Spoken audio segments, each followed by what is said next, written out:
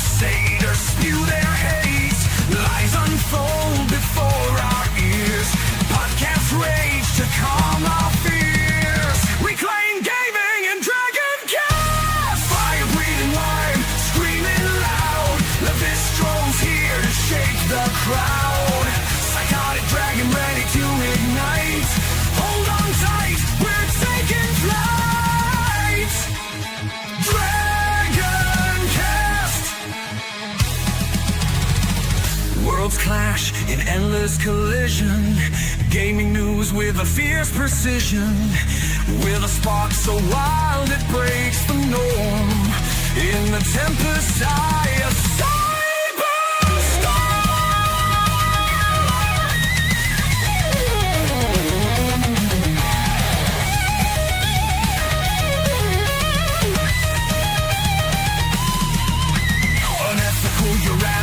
face the score. Truth burns with a psychotic roar. Corrupt suits sneer what they despise. DragonCast will open your eyes.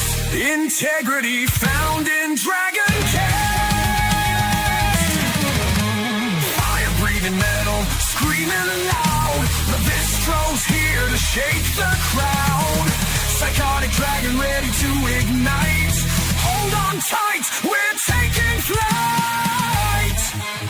DragonCast.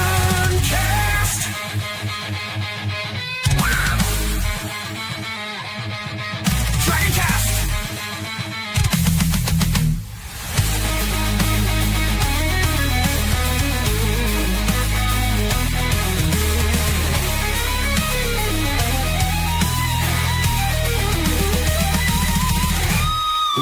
Of justice cut through the dark. Lavistro's roar ignites the spark. A dragon's heart fiercely defends the gaming world. Our passion ascends. This is DragonCast. DragonCast. Hello, and we're back, everybody. Welcome to another edition of DragonCast. Sadly, our special guest for the day, the All-American TTRPGer, had a business promotion or something. I can't remember the exact word, but something about work where he has to work during DragonCast, so he will not be joining us today. And I tried calling some of our scheduled guests for the next few weeks to see if I could find someone to join in, but kind of hard to do on short notice. So we decided to alter the script. And we also forgot, and Karrus reminded me after the show is over. Because I forgot. That, yeah, we all forgot. But I'm giving you credit where credit's due. You did throw me under the bus, say, hey, we forgot to do the super chats. So I got to return a favor. I got RTF. You know how to do. You know how it works. But before we get into that, we did also get a game gifted last night, and I'm just going to shout it out here. Where did I put it? I can't find it. I just had it. Literally just literally had it. Hold on. It's there. You know what? There it is. Here we go. So let's do that. Share. There, now I can see it. So apparently we got a gift from Duck Here Winner.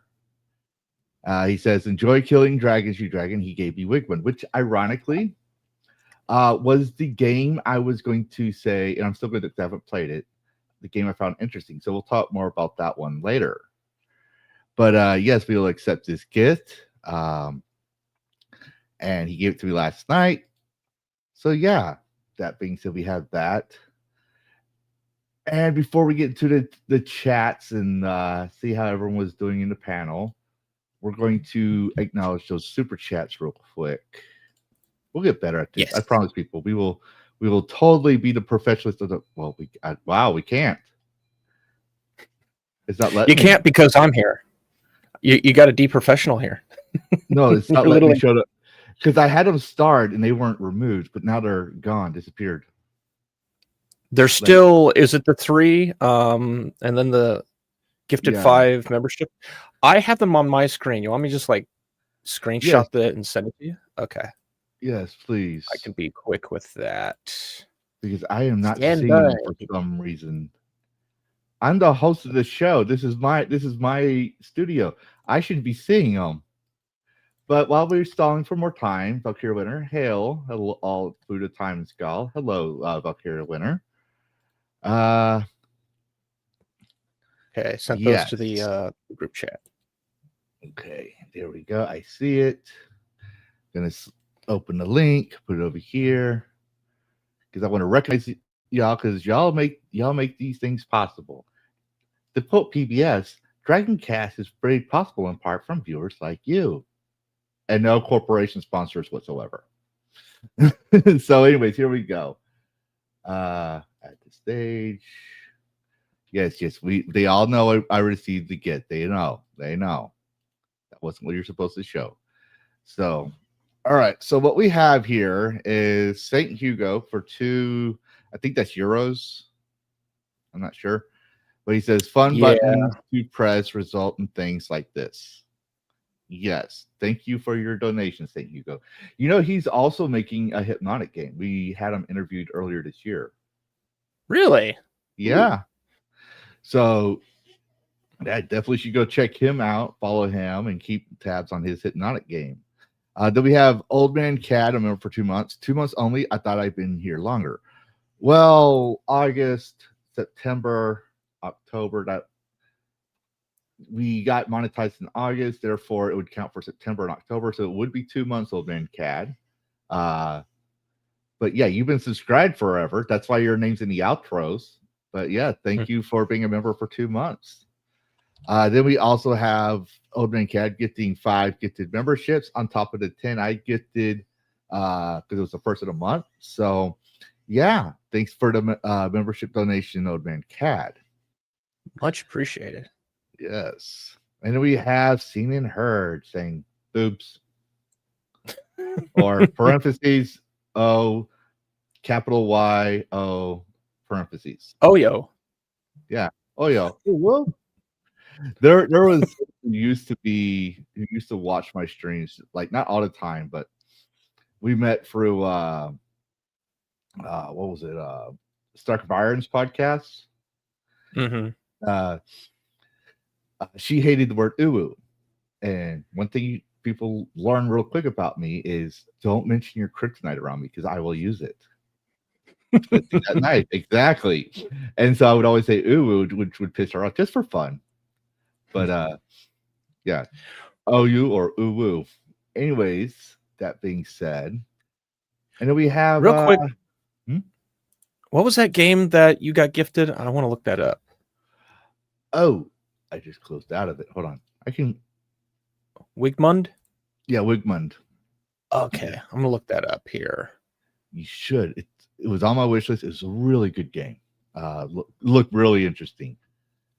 A lot of my games are a mix though. I have some old, like I want to get the Final Fantasy games and play them again. Yeah, Wigmund. There we go. Yes, thank you, Scene. Thank you.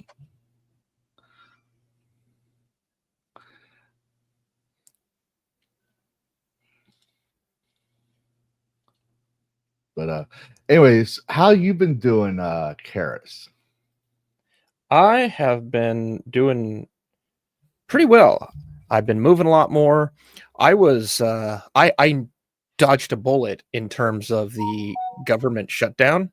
I was supposed to fly to Denver on Thursday to pick up a badge on Friday. I technically already did the online training. I just needed to go and spend like almost $1,000 to pick up a badge.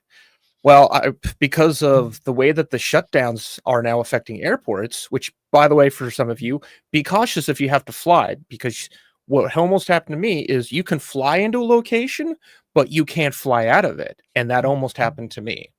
So I had to double check with other airlines and found out, yeah, the entire Denver airport is seemingly shut down as of yesterday. So I had to tell my manager, hey, I'm not going down just to get a badge. It's too risky. There was no way I can guarantee to get home. So yeah, I canceled all my arrangements. And so yeah, like Hataru said, hello Hataru. We've been just moving. We've boxing stuff up. You probably noticed a lot of my decorations are disappearing because it's all going across town to the new place. Well, And congratulations on a new place. yes, it has taken way too long, way too long, but it's fine. It's happening. It's a much better place, and it's going to take us a little while because we're not doing the big 100% move in one day. We did that once years ago, and it's like, never again. We're going to take our time with this sort of thing. I forgot to ask, yeah. Is Otaru, is she a streamer as well? Out of curiosity? No, she doesn't have the setup currently. She has a channel from years ago where she would actually make really intricate like music videos, like custom made music videos from other artists. But when we move into the new place, we're going to have room where she's going to be able to do her own thing, make videos, and we're slowly getting the stuff to where she can stream. But she a gamer too? Yes, right. She is a gamer. We used to do in our old place. We used to do like Rust and that sort of thing. But with our current setup, we don't. It's just not easy for us both to be able to game at the same time. So that's why the move, like, we're going to have a lot more space to do that. Like, she has a space, but unfortunately, with the situation with her cat, it's more of the cat's room. So, yeah. That's one thing I learned about my son's cat. You don't have your room. It's the cat's room. Yep. But she does have a Switch. She loves a lot of the casual games like Dreamlight Valley, Animal Crossing, Hello Kitty on Adventure, which I've actually kind of I don't play them, but I'm always curious to hear like what's progressing with them. Like Dreamlight Valley started off as this tiny little game, and it's just been adding more and more with each couple of months. Yeah. So that's been cool to see. But yes, we're gonna start doing things where she'll be involved in my streams when we game, and we'll be doing a lot more fun stuff. Because we used to host our own Rust server and just like do crazy stuff there. Yes, Hitaru is she's quite the movie buff. She knows a lot about movies and directors and writers, and she has insight on films that are like seemingly taboo, and she'll explain them in a way that makes me say, yeah, I don't know why people are hating on this, or I don't know why people love this as much as they do. So I've gotten a very interesting perspective. Yeah, when she starts streaming, we should definitely have her on for an interview so we can get you in a doghouse. Sure. Yeah. But other than that, I did notice you were doing some more indie game demos. Yes, I started a new series. Once a month, I'm going to go through, and it's either going to be Steam or itch.io. I'm going to like just pick random indie games. I'm going to play them for 30 minutes. I'm going to get a vibe from them, and I'm going to move on. And yeah. Oh, hey, Philip. Yes, that's a series I've been wanting to start for quite a while. And the other day was the first episode, you could say, of that. And I'm also doing things where I put time codes in, because in 4 hours it's kind of a pain in the ass to go find stuff. So I'm trying to like advance things and make things more convenient for people watching. That's awesome. Now, I did tell you this, and we used to do this before. I used to call it Dragon Bites, but it's basically small news based on things I found. And it seems like, Epic Games and Fortnite has a racism problem. No, lies. I'm done. You'll have to. Why does it always do this?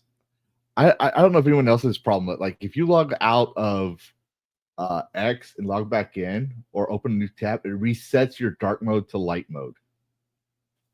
I don't know if anyone else has had that problem. But yeah, so according to Cartoons on the Moon, due to a coloring error, yeah, we'll call it that. Sure. Fortnite did some yellow washing to a poo. So it shows the original scene from The Simpsons, and you got Apu here, and then they literally just made him yellow. Also, what did they do? They did like a filter, because look at like the details on Homer on the before and then the after. Is this like, do they AI cover this just to be able, like some places you'll have to do like 25% difference in order to utilize it? Did they do like an AI wipe of this thing? Well, no, if you Is look that at it, could be, but if you look at it, right, especially like the Tower of Liberty, they redrew the scene. You can see where the lines are smaller, right? Yeah. And then you look over here, they're a little more larger.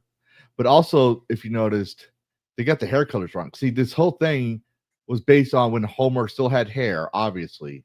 So Skinner wouldn't have gray hair, and Barney Gumbel's the same age as Homer, or around the same age. They were classmates. So they also gave him gray hair. It's those little attentions to details that people don't realize, or like to see here. Black, white. So yeah, they just redid the scene and didn't pay attention to smaller details. No one asked for the whitewashing of it. No, I literally. don't know why, like, and when we all know why that happened, was because of this guy. He was a failing comedian. Oh my god! That decided to say Apu has a problem, that the whole social justice bullshit, and no one responded to him. No one said anything, but apparently Matt Groening and all his listeners thought, oh, I guess Apu's problematic. So they removed him, but they did have a mature response. I will say, to be fair, like, things that weren't an issue, blah, blah, blah, things could change later on, because the whole episode, Marge doesn't see racism in certain things. It was basically the first episode of social justice. And that's when I stopped watching The Simpsons. Like, I'm a big Simpsons fan. And believe it or not, it was because my mom said you can't watch The Simpsons. So when I was 13 and could stay home alone on my own, I would sneak The Simpsons to see what the whole deal my mom was saying. And my mom, she's like Sheldon's mom in real life. Oh. Yeah. My dad is like Sheldon's dad in real life. Like, he don't care. He's like, let him play his video games, let him play his D&D. Shut up, woman. But whenever he wasn't around because he worked late, she would be freaking out about stuff. This is why I took a very big interest in Moral Panics. Very big interest, because I'm like, what's the whole deal? But so yeah, obviously The Simpsons, right? They remove Apu because of this guy, and no one's called for it, and it just got worse from there. But yeah, Fortnite apparently wants to carry on tradition of erasing Apu as an actual character in the series, which he's one of the most memorable. He's like friends with the Simpsons family because Homer Simpson always gets his junk food there, the Slurpees, all that stuff. It's they, like, to me, I never saw Apu as a racist caricature. It was literally diversity, Back then, to be fair, they didn't have there wasn't a lot of Hindu voice actors to hire back from then, 30 years ago. Yeah. I think the closest. Go ahead. Yeah.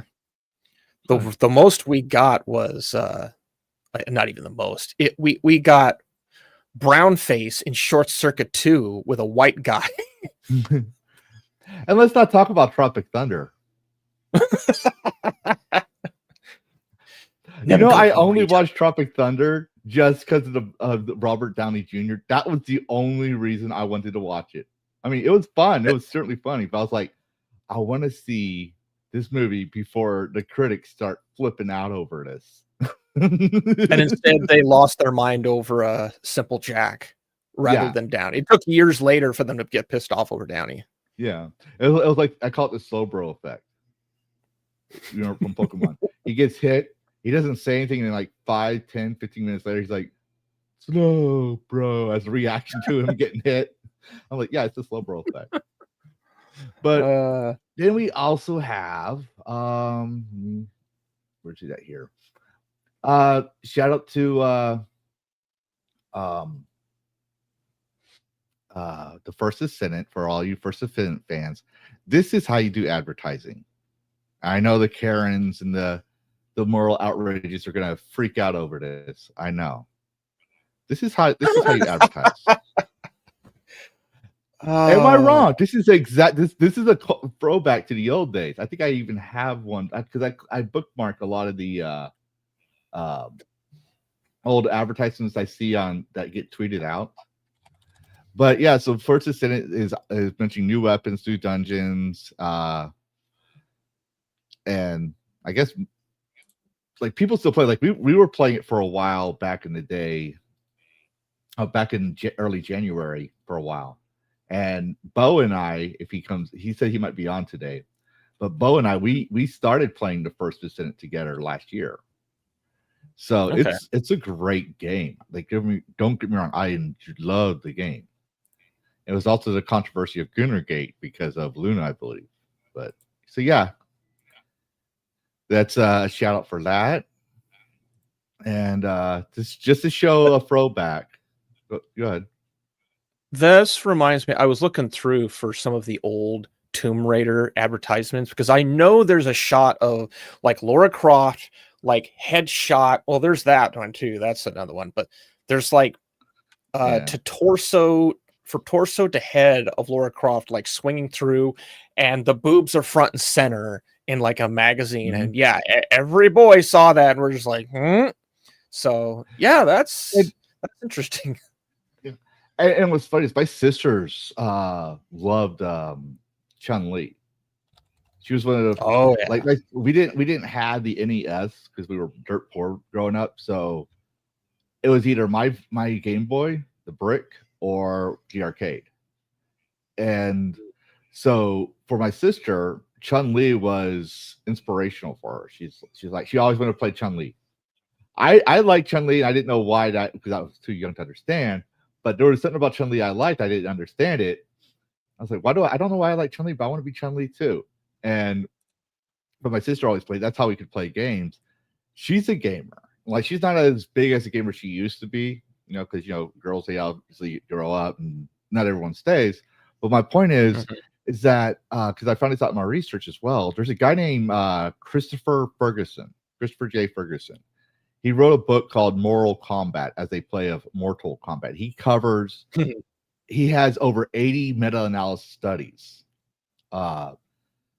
And he also reveals that he did a meta study when he found out that women who play these games, he found out that games are a mirror, basically. And that it what you see in it is a projection of what's inside yourself. So if a feminist sees this and say that's sexist and slavery and this and that, it's a projection of themselves, seeing themselves. If they saw this as themselves, they would think that it demeans them. It doesn't demean women in general. While my sister and other female gamers that see this that have no problems, especially like in the case of Haley here, it's inspiring. They like it, whatever. They don't really think much about it. Kind of like how we don't think much about men. We'll show that one too. Let me see. Oh, you saw the one I put in private? Yeah, I just saw the tag. I'm getting better. Guys. I'm getting better at this. So yeah, like Tomb Raider is awesome. Don't get me wrong. And but yeah, so like I said, the First Ascendant is definitely how you get to games. The games are mainly still predominantly male, and it's going to be that way for a while. It's just how it is. Like sports, right? They try to get women into sports in the 90s. They get interested in watching sports and stuff. They have female sports newscasters. All that did was bring more men. And they've had the female newscasters. That's all that did. No one watches the women's national basketball thing until someone threw a dildo out there. No one cares about women's sports. There are some women, including some of my sisters, who like watching sports, and there's some males that just don't like watching sports. Me, for example, I don't watch sports because I'm like, what's the point of watching two guys throw a ball around when I can go outside and do it myself? Now, who's really unhealthy? But me playing a video game, I can pretend to be Lara Croft. I can pretend to be Tony Rice. I could pretend to be Sammy Sosa or any other athlete out there. Yeah, Commander that's how much my sports knowledge goes. I only recall the 90s. But that being said, this is old news, but there we go. But it'll never be old news. I did mention it last time when we were talking about Red Cross. Oh, by the way, before we do the Red Cross, I don't have it anymore. I thought I bookmarked it. Apparently I didn't. But happy N7 Day to Mass Effect. Yes. I even missed it until you mentioned it. I was like, oh, hell yeah, it's N7 Day. Damn. Yeah, like that's they literally do that year after year, November 7, N7. I don't know who started that. Maybe I'll make a video covering that. I'll do some research on that. After this big project that's now 2 hours of recording. I know it's one of those things, like, if I could make it shorter, but if I make it shorter, then someone's gonna say, well, technically this, technically that. And it's not that I'm over explaining something. I'm literally covering the entire moral panic going from the 1300s up to today. And then show what the studies say. And then it's kind of like Mythbusters. Here's what the myth is. Here's what the facts are. Now let's go look at the other factors and compare them to factors about video games. That's why it's so long. You could always break it down in like 2 parts. Well, I thought about it, but just the moral panic itself is hi Queen Comics wife. Just the moral panic itself is about an hour and a half. Because I can't just, because part of the reason is I can't just, I don't want to generalize it. So like when I talk about the Prohibition era, right? I'll talk about the Prohibition era moral panics, and people don't realize this. Like, some people point out that was a Republican led. I was like, no, or it's a Christian led. No. There were Christians and Republicans and women that fought against prohibition. So that's a key nuance there that I wanted to point out. Christopher J. Ferguson, for example, points out that it wasn't the media that exposed Patricia Pulling as a fraud and a liar, even though she was grieving her son during the D&D Satanic Panic. It was Christians that actually reviewed her data, tested it, and found out she was a fraud and a liar. Because the media, like Geraldo Rivera and all them, tragedy and panic sells. And it's one thing you'll see in modern media. Every time there's a tragedy, the media is the one that's pouring gasoline on. This is long before Trump or anything else. This is just historical evidence. Tonight on the 6 o'clock news, so many people died in a tragedy. More at 11. Yeah. So the reason why that thing is so long is because I show where our origins of why we think games are sexist and linked to gambling and everything else comes from, which is the 1300s. There's a reason for that. And the view of moral authority, and it's not the church, also is in there. And then you have the actual panics and just lists everything for General Custer and not mentioning and not no outrage for the sequel, all that stuff. And it's something they have to be delicate about. Once I get that done, then I got to talk in the studies and then like explain that to the best of my abilities. So that's why it's so long. But yeah, that we kind of segued there. That's why I haven't posted any videos, because it takes so fucking long. But anyways, so this, I do want to say, this is old. All right, this is very old. More than 12 years. But it's still relevant. Holy hell, is it relevant? And yet, around this time period, 2 things have happened 12 years ago. Number one, the Supreme Court with Justice Scalia points out that games are free speech. So they have First Amendment protections. So you have that, so you can't ban games because First Amendment protections. They have to fail the Miller's test, which that means, yes, I'm sorry, you moral outrages that are offended by porn games. Even porn games are considered First Amendment protections. You may not like that, but it's been scrutinized. It's even been defended by Christians, just saying, yeah, I may not like this, but we cannot dictate this. Anyways.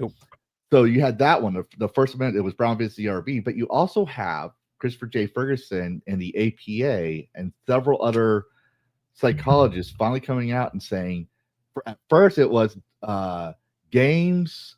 2015 AP Inc. says there's very little link to games and violence.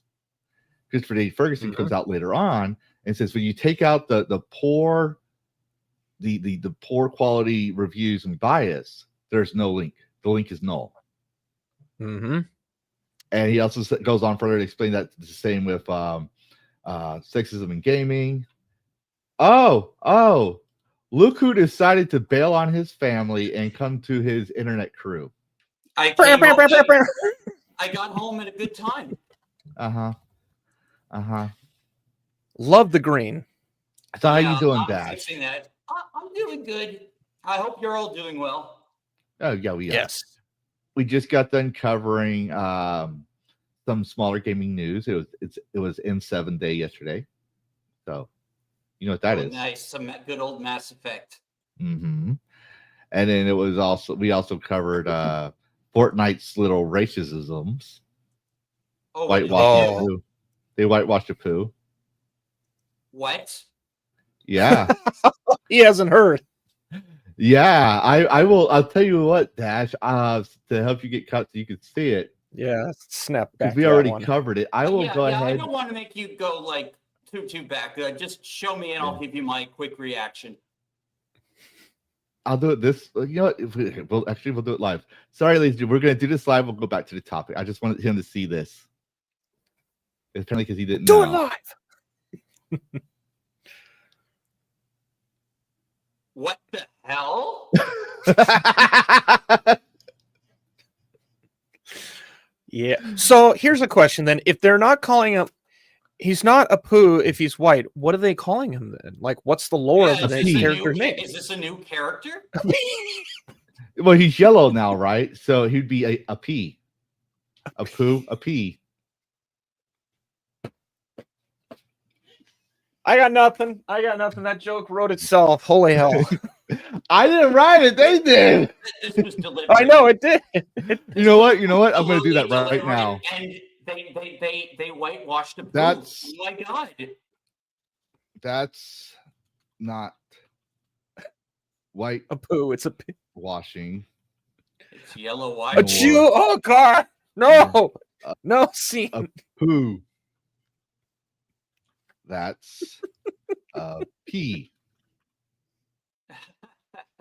Oh, scene. That's another Okay, one. I'm caught up. We could go to the other topic. Sorry, guys. Wow. Scene. Wow. Oh, damn. Oh, Rio, hello. Welcome. But yes, so we got that done. We should go back to this. We also covered the First Ascendant is bringing back the sexy ads from the 90s, but you know, you can Oh find yeah, out I later. saw that Bayonetta thing. Damn, that was hot. Oh, Bayonetta? No, we didn't cover that one. We covered the First Ascendant. First Descendant. Oh no, yeah, they're doing a Bayonetta crossover. Oh, I did not know. Yeah, I saw it. Like they have like a Bayonetta skin, and they showed like Could you like one of the characters fighting like Bayonetta, like in this like. could you please find that? That would be a great segue into absolutely, the other. I'll find it. Already on it. Already got it. Oh I yeah, didn't even know that was Karrus is 10 steps ahead of me. All right. I heard Bayonetta. I was like, boom, gotcha. Yeah, Yeah. they got. Yeah, Bayonetta that explains the advertisement then. Yes. Oh man. Oh yeah, Oh, like, man, she oh, comes God. down, she fights like this big Crazy. robot thing, like the advertisement. So yeah, well, before we go into the Red Cross joke, we'll just go ahead and continue on the other one. You know, let's settle in the mood, and get our toxic male testosterone scores to the maximum. Good away. Yeah, everyone loves Bayo. It looks pretty sick in game. Yeah, I'm gonna have to play the first thing because I think you're right, Dash. Everyone likes Bayonetta. So next confirmed a release date and time for when the Bayonetta crossover comes to the First Ascendant, and it coincides with the release of Season 3, Episode 2. Aside from the crossover, one of the most iconic and beloved video game heroines, the update will introduce a new TFT character called Karrus, plus plenty more. The First Ascendant Bayonetta release time when does season 3 episode come out? The release is time for the first tendencies, blah blah, is on November 6th. So 2 days ago. Y'all should be right now, viewers. You should be going over to your Steam files, logging into your Steam, and if you have money, not a credit card, if you have actual money, and you love Bayonetta, you should be supporting this because it shows the market what the demand is. Just letting you know. Don't buy it, but don't buy it because you want to make a political message. Buy it because you actually want it. That's another thing I got to point out. Anyways, Buy it to play it. Yeah. So the release date and time for when the first Ascendant episode 3, we covered that. Maintenance for blah blah blah. Yeah. Do they have a link to the promo trailer? Because that was some really glorious. They don't have the trailer link. No, they don't. Here, I'm gonna find it on X. Yeah. Oh, here it is. Included. We don't get a. Oh no! The first Descendants, they're all down. Who could possibly save them? Adam Jensen. He never asked for this. Wait, this isn't it. Where's the one for the Bayo crossover? Well, maybe it's in this one. Maybe it's at the end. Okay, I gotta remove the thing because we're gonna get flagged. Yep. That's the Harris trailer, yeah. Music. But we'll go ahead and watch it. I can't do the music because we keep getting pinged for that. So Oh, they've got yeah. She's got augmented armor. Mm-hmm. Yeah, but does it Oh, show physics. I like the physics. I won't lie though. I love this game.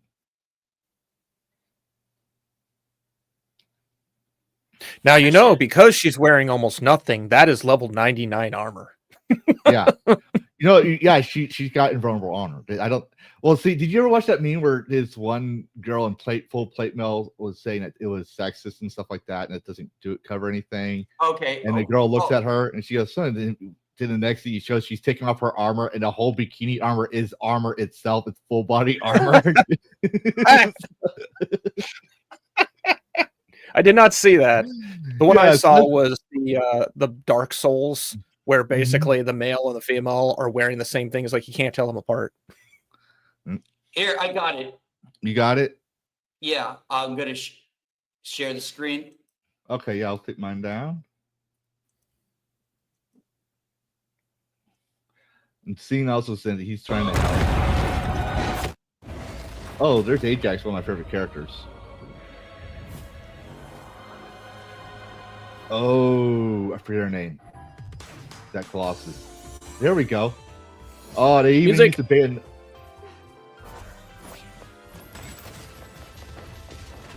Might want to mute that music. That sounds proprietary. Yeah, but they use the Bayonetta theme song or theme, I should say. Yeah. So unfortunately, it's just a costume. You don't actually get to play as Bayonetta. Hmm. You know, I'll take it though. But if they had Bayonetta as a guest appearing first lieutenant character, I will literally pay $25 for the Bayonetta unlock. I will. Like you have to pay. It's like limited pay. You have to pay for that character, otherwise you don't get the Descendant type of deal, like a special edition. I will literally pay $25 for Bayonetta. I do not care. Oh, that's reasonable. People have paid $25 for a riding lion in World of Warcraft. Yeah. Oh, apparently she's out now. Yeah. Came out 2 days ago. So yeah, Bayonetta is back, everybody. Well, kinda. She's back in the first Ascendant. You can get her now. You better hurry up. And yeah, they're coming out with season 2.3. We'll probably be going back to because we pretty much done everything there is for the first part of the roadmap for Jump Space. I think we're all getting kind of not tired, but just like looking for something new. So I'm thinking we'll probably go back to First Ascendant. I'm I'm not sure. Well, I haven't pitched that idea to the rest of the red shirts yet, including Karrus. So yeah, but yeah, that's one thing that's happening. But let's go back into war crimes Yeah, again. sorry, I sidetracked you guys. No, Extending your that's thought. that's a perfect sidetrack. Okay, fine, Scene, fine. Scene wants me to point out knight armor. Hold on. It's just a black screen. There's nothing there. Oh, Zine, he's not showing up. Oh, wait. Can you see He the DM'd me. bubble? Ah, Yeah. That's the knight armor. I want it too. yeah. And this is one thing I do like. Is like I was getting kind of annoyed, and this is not me trying to say diversity, equity, inclusion. I just hate that they always gave the female more skins, but you didn't have a lot of customizability for the males. This is even true in the modding realm. When I'm looking for different alternate costumes and armors, because I usually play as a male. I like the female body, but I usually play as a male, and my followers are always picked as female. Yeah, it's the same way. Like, there's a lot of mobile games where like all the characters are just girls, and it's just like they lean heavily into that. But like I like games where there's like a mixed cast. Yeah, and people like to make the excuse of the whole, and even Scene did the whole. I'd rather look at a female's ass than a male's ass. Like, oh, why would you be looking at a male's ass? You should be looking at the screen. The body is just aesthetic. You should be looking at the crosshairs. I mean, play what you want. Don't get me wrong. That's the point I'm trying to make. Yeah. What's the rule? Like, there's a reason you can do male ship or fen ship. Yeah. Like, pick one and be happy. Yeah. That's the thing. It's like, and then when they have all the armors are coming out for the females, like there's no customability. There's very limited customability on the males. I'm not saying we shouldn't have sexy costumes for the females. I'm not saying that they should do Songs of Skyrim Armor Edition where you see the man's wing everywhere. I'm saying if you make a female armor, it's only fair to make a male counterpart. That's all I'm saying. Because that way everyone feels a balance in the choices. I think I think if you want to lean into fan service, like you can go both ways. Like like make like if you want to have like a overly sexual male outfit, go for it. Yeah, just play games your way. I just wish the devs would be, and it seems like because it's NetEase, right? It's not Game Science. It's NetEase. NetEase, yeah. I keep wanting to I keep mixing them up with Game Science for some reason. But anyways, NetEase is starting to notice that because I'm starting to see a lot more balance with the female-male skin ratio. Oh, actually, this isn't First Descendant isn't NetEase, it's Crafton. Yes. I forget who the actual owner is, but yeah, I think it is Crafton. I will give you that. But anyways, going back to Hello Nurse. Full disclosure. This is old, and as I was telling Karrus to get you up to speed, Dash, this was around the time Justice Scalia, the conservative judge, if you will, said that games are free speech. In a 7-2 Supreme Court closing on June 2011. He said games are free speech, bitch. California, you can't be banning games because they're violent. Then the APA came out 4 years later and said that there is a small link to violence, like a very, very small link. And then Christopher J. Ferguson says when he reviews that, he says, when you take out all the poor quality studies and the bias, there is no link between games and violence. So that is Curtis's whole thing. But what reason I want to point this old link out is what are we seeing today?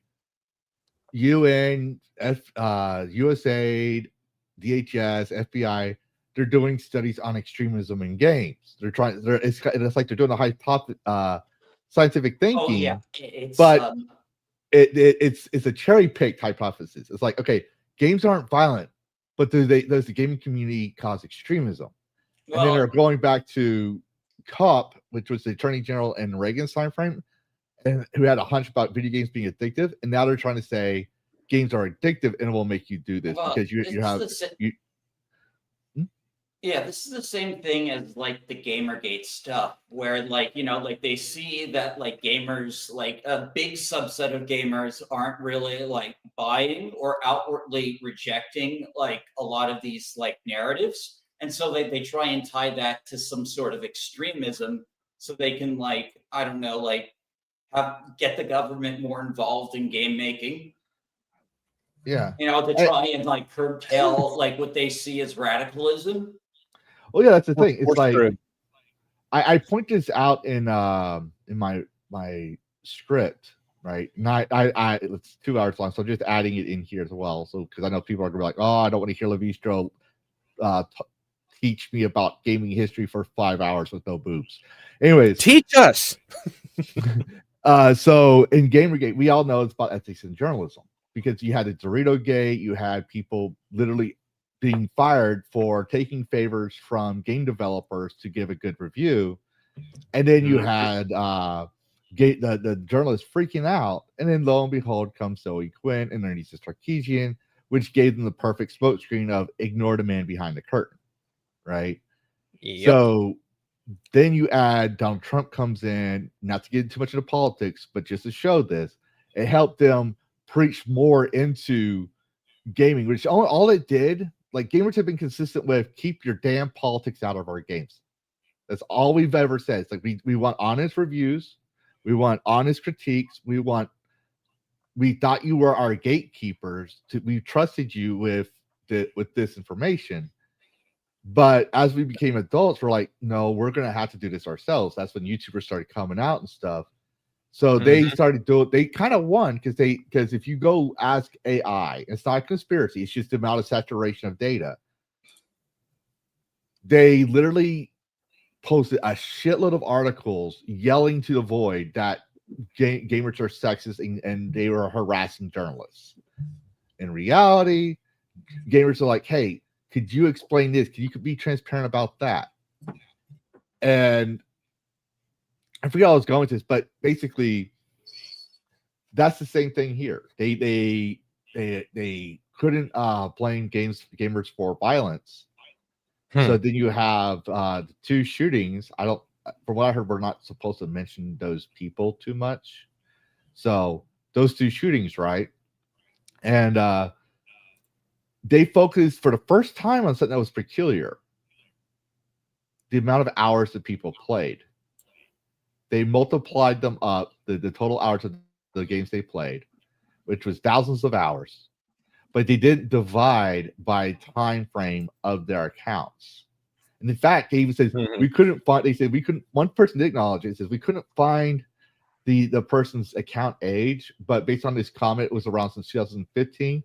But if you go look at their badge page, I think it was John's page. If you look at their profile page, they've been around since 2011. They literally got the badge a couple days before the attack. So I'm like, yeah, you divide by that, it's 1 to 3 hours. I guarantee you, gamers, not people who play games, gamers have more hours than that. And the WHO put out in 2018 and bounced it off of, not backtracked it because of the backlash from the scientists, but backtracked it because of COVID. The WHO said they tried to say it was rare, but if you played at least 1 to 2 hours, most men who played more than 1 to 2 hours may have gaming disorder. What's the main majority of gamers? Obviously, women. Yeah, Candy Crush.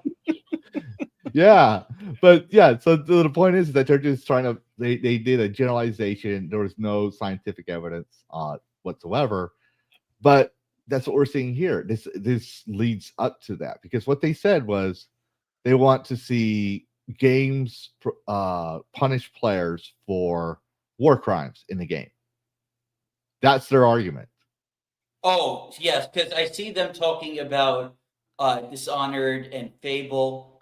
And like that, which give you like morality choices. Like you could be like the most evil bastard you can, or you can be like a true hero. like you can do all those in those types of games. Like the 2000s practically pioneered that style of gaming. Mm-hmm. And you see less of that now. You don't really see a lot of games like, Baldur's Gate kind of brought it back, where like the only way to sleep with the night elf paladin is to like kill all the women and children tieflings at the village. Yeah. Yeah, Damn. that's your incentive to sleep. But night elf, drow, paladin, GF. So actually a bunch of people are going to slaughter some innocent demon kids to get with. To get their dick wet. Yeah, You know what? basically. See, I don't know if you realize we're pointing that out. See, once you get Halden and he turns into a bear, and we all know what happens then. Yeah, I actually talk about that in the video. I left nothing out in the gaming history and moral panic. I left nothing out, and I didn't even want to talk about the bear. I have to ask a question. Okay, so let's entertain this horseradish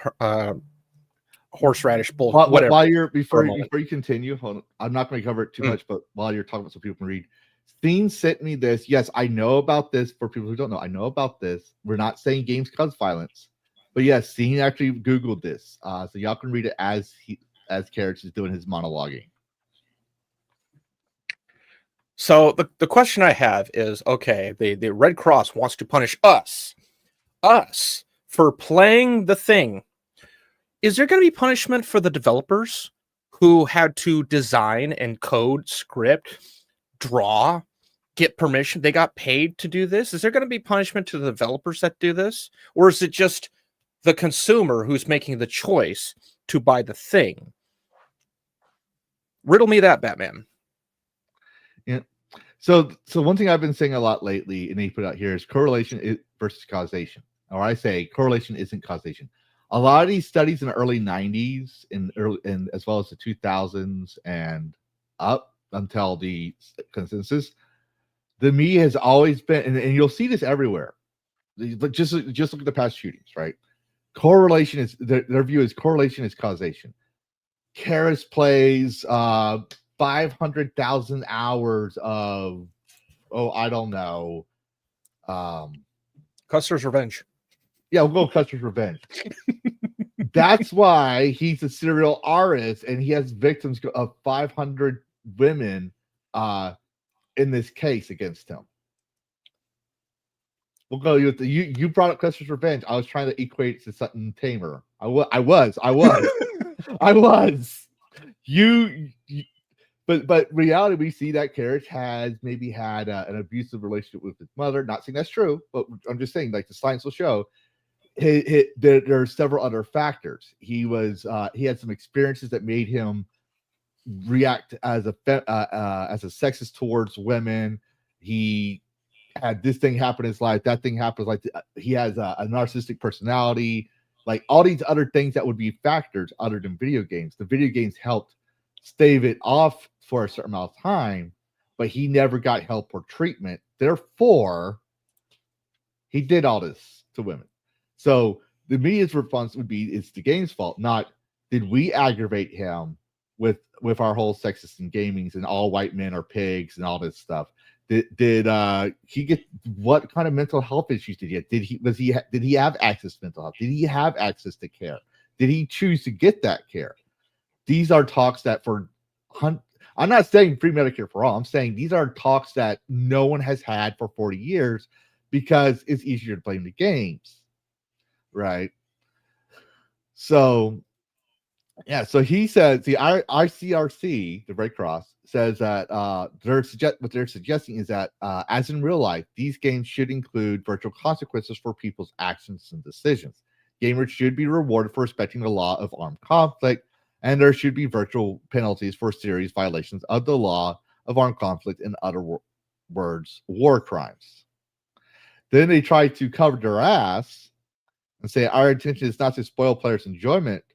They all say that. If I want to be a war criminal in a game to let off some steam, it's fantasy. I'm not going to go out the door, and I'm not supporting it, but I'm not going to go out the door and buy like every Geneva Convention because I'm hurting real human beings, and I actually do have a sense of empathy. Games literally develop empathy. Believe it or not. That's it's hard to believe, I know. But as violent as they are, and as shit talking, racist, and sexist comments that we make, we actually do have a degree of empathy towards each other and other people. But we want basically games is nothing more than going out to your garage and punching a punching bag to channel out your aggression. That's literally all it is. It's an escape. It's because you don't want to punch someone in real life because you don't want to hurt someone, but you want to let out all that aggression energy somewhere. For some people, it's a punching bag. That's me. That's actually part of my VA therapy. I do punch a punching bag in my garage. But also, games help me calm down, relax, and get away from my own PTSD, trauma, and anxiety. It helps me work through problems so I could be socializable with people as well. But continuing on, he says, interrupting the game with pop-up message listing illegal provisions for lecturing gamers on so they want pop-up messages. Let me tell you something. If you watch my stream, I'm going to speak for myself here. I'm going to let y'all tell me your things. If you watch my stream, I'm like blah, blah, blah, skip, blah, blah, blah, skip. Unless I'm really interested in it or realize that the viewers might want to know the story, I skip through the dialogue. This is why I don't like VNs, because I press play, press skip, auto, go walk and have a ham sandwich, come back, and it says I beat the game. Because there's no game mechanics in it. But you expect me to be able to read the pop-up messages that pop up every freaking time. I don't even like it when Ubisoft says Altair never harmed civilians, even though it's not a pop-up and desynchronizes me. But you want a pop-up message. You want a pop-up message telling me that accidentally shooting some civilian that got in my line of fire as I'm shooting the terrorist so I can hurt and beat the game is my fault, and I just risked 500. You're going to give me 500,000 words of the law I broke in real life. I'm going to tell you right now, I'm not even going to bother reading it. I'm just going to hit skip, and if I can't skip it, I'm going to uninstall it, and if it's under 2 hours, return it to Steam for my money back. You know, if I remember correctly, the first Assassin's Creed, like, you couldn't kill anyone, even if they were, like, they'd have the most annoying NPCs, like, you know, and they'd kind of, like, try and tempt you to kill them, like the beggars. And, but then, like, in the second game, they had, like, the minstrels. I think you can kill at least one, and then, like, you have to wait a bit. But, like, if you repeatedly do it, you'll start, like, losing health. Yeah, the first one was very much like you were a cop who wouldn't even be given your gun until you got all of the pieces of evidence and you made your sergeant happy, and then he could give you the go-ahead to go and take out your target. But you couldn't kill anybody without permission. You really were locked down in the first one. Yeah, and to be fair, that's what makes the first one super cool. It really, like, it's like critical. Like, it helped build an entire franchise. That first game, they built an entire franchise based off that one game. Yep. To be fair, like I said, they did it cleverly. But I'm saying if I accidentally kill a civilian, it says Altair doesn't kill civilians. That was annoying. I'm not saying that it didn't make me uninstall the game, because the game continued. I'm still running around doing my thing to where I could ignore that, because I know I didn't mean to. I accidentally killed the guy. I didn't mean to kill the bishop, even though I'm a Muslim. I didn't mean to do that. You know. Yeah, I'm but just saying, the whole pop-up message, however, where the game stops until you read that pop-up message and hit continue, I am not going to be playing your game. Oh yeah, no, that's bullcrap. Like, you know, like Assassin's Creed had an in-universe thing for like why that was a no-no, and like because like it's a memory machine. Like you know, if Altair never broke the code, obviously, like, you know, he couldn't have killed anyone of like a civilian. Yeah. Mhm. But in fact, killing a civilian is what got him demoted in the first place. Yeah. And what's funny is that the Guardian is actually so we're not going to read the whole thing, but they're literally trying to argue in favor of it. See, they're talking about the Geneva Convention on the 30,000 foot level. I see that if something like this were to pass, I see it going much more microscopic to where you're going to, because a lot of games are online, your IP will be tied to your zip code. You're going to be tied to your county. There's going to be database of the municipal county laws and code. And if you tick any of the boxes, you're going to get a pop-up. Oh, if you live in Houston, Texas, these are the violations that you could be violating in Houston, Texas, if you choose to go for it's going to get to that level. You're in New York City, you're going to get these level of laws that you're potentially going to break. It's not going to be the Geneva Convention. It's going to be per state and county. We call those people, especially early 2000s, game devs called those people idea guys. They had ideas on how to make the game, but they never had anything to implement it. It'd be like Dash telling me, "Oh, Lavistro, I heard you're making a fantasy game with grooming women and this and that." I'm like, yeah. You should definitely think about Neko representation. What? You should totally do that. Huh? Well, you should, because everyone could use some cat girls or maybe some cat boys. Cat girls, yes. Cat men, no. But my point is, you're saying that, and you say he should have blue hair and be muscular. I'm like, oh, okay, we're talking about you now, right? So that's my stick. I kind of subvert that by having a cute face and a really buffed out body. Needs some facial hair. No, that's the thing. I no facial hair. Sure. Is that what your mommy told you? Jiggle physics. Yeah, you finally got some jiggle physics. You're no longer PNG tuber. I need to start getting. Are you a PG-13 tuber? Oh, he's definitely for the children. No. My channel is not for children. I follow YouTube rules, but I'm a. That's literally why my Twitter, my old Twitter. I don't know about my new Twitter. My old Twitter literally has the no 18, meaning no minors, no one under 18, because just because I have sexy women on my pages or anything like that, but also because I swear. I don't swear in front of my son. Yeah, that's the thing, though. Yeah, I have a big sailor mouth too, so I completely get you. Well, yeah, you're bi, so of course you would have a sailor mouth. Oh, not like that. Oh, damn. I knew where that was going, and I'm just like, you're getting as bad as the cartoon gentleman with those freaking jokes, man. You told me this long. You knew exactly what you and Sonya both know exactly what's going to happen when you mention something I could use and twist against you. You know exactly what will happen.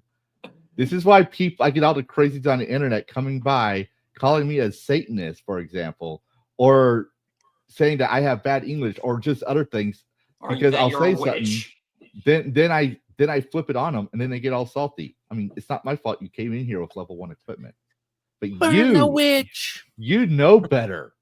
You know exactly what was going to happen if you said sailor and mouth together. Now that I know that you said you were leaning by. Damn. What would have happened if you would have said sailor and ass? How would that have been much worse? It would have been much worse. I probably would have said something and be like, oh shit, there goes YouTube. Ew. But no, in all seriousness, so I do want to stress out, and I want to make this perfectly clear, because this isn't something new. This is something from way back 10 years ago, but people didn't know about. So I was like, we'll cover it. We'll cover it real quick. So this is literally still on their website, the International Committee of the Red Cross, 2013, Video Games and Law of War. Right? They have a video saying gamers face the same dilemmas as real soldiers. This is so gamers face the same problems as real soldiers. As a veteran, I can tell you, I get shot in real life by the enemy soldier. I'm done. I'm dead. There is no putting a health potion out of my bag or anything, or wrapping it up and going like Rambo, keep continuing. Yeah, like you and If Bo I get have shot literally, and died in video game, I respawn. You can I don't Phoenix respawn down. in real Yeah. life. There's no respawn. you and Bo have literally talked about how like playing like these games like helps you like deal with your war trauma. Mm-hmm. Now, to be fair, I can't play. This is the reason why we have it, because it's Battlefield and 6 and all that stuff, right? But I can't play play those types of games, and I can't play understand. I can play Halo. I can play, even though it has the machine gun sounds. It's because the imagery isn't related to real life. Yeah, but like like Call of Duty, if it's like emulating like a Middle Eastern city with a bunch of tanks and stuff, Or like, even a modern one. I get- can't play Modern Warfare. I loved it when I first played it, but I tried to play it again, I couldn't.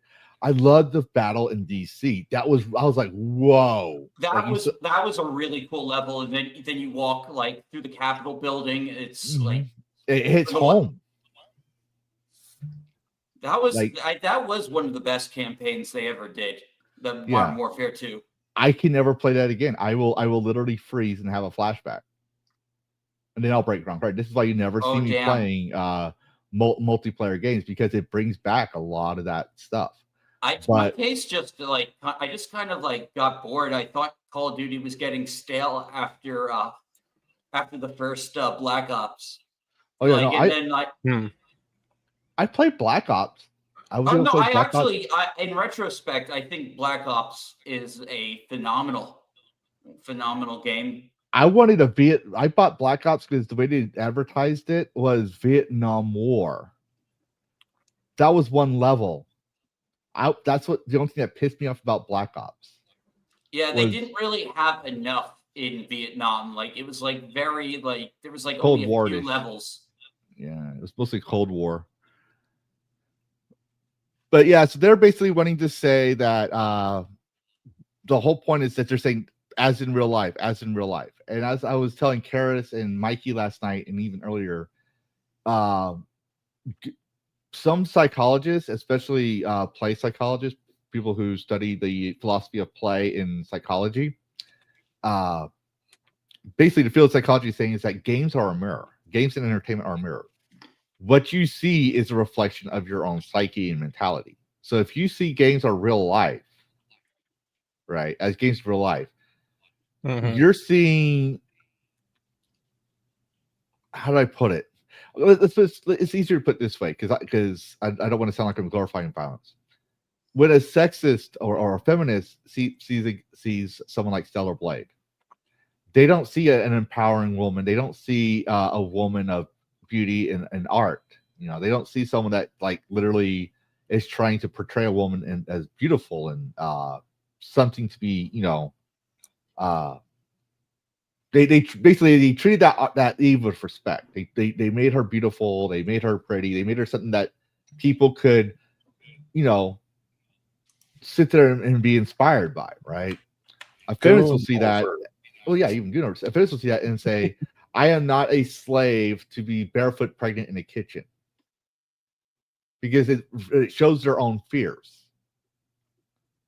When they see all these things, they see themselves in it. They see a reflection of themselves. The difference between gamers and these moral purists is we both looked at the abyss. We all looked at the abyss. Unlike these moral purists, however, we didn't blink because we knew it was fantasy. We acknowledge that there's a human failure. We acknowledge that there's reality and fiction. We're not going to go out there, like say in Carmageddon, right? We're not going to go out there and run over people. It's like the elder of that joke, right? When you think about it, you see an old man and a child in the middle of a road, and you're barreling towards them. What do? And people so fixate on the child and that old man, they're like, well, the old man must have lived his life, so maybe I'll go hit the child, right? Or I'll hit the old man and save the child, right? It's that parody, and then you go, no, you hit the brakes. Yeah. I forget that one. They forget that they forget that minor detail. So they're like, I told that to my ex-wife one time. She's like, this is like, this is why I don't let you drive when we were married. This is why this right here is why you don't let you drive. It's like, why? You want me to hit the child? No, I don't want you to hit the child. The point is you hit the brakes. And she's like, what? It's like, you hit the brakes. You realize you're not helping the whole stereotype of the Asian female driver, right? You're making it worse.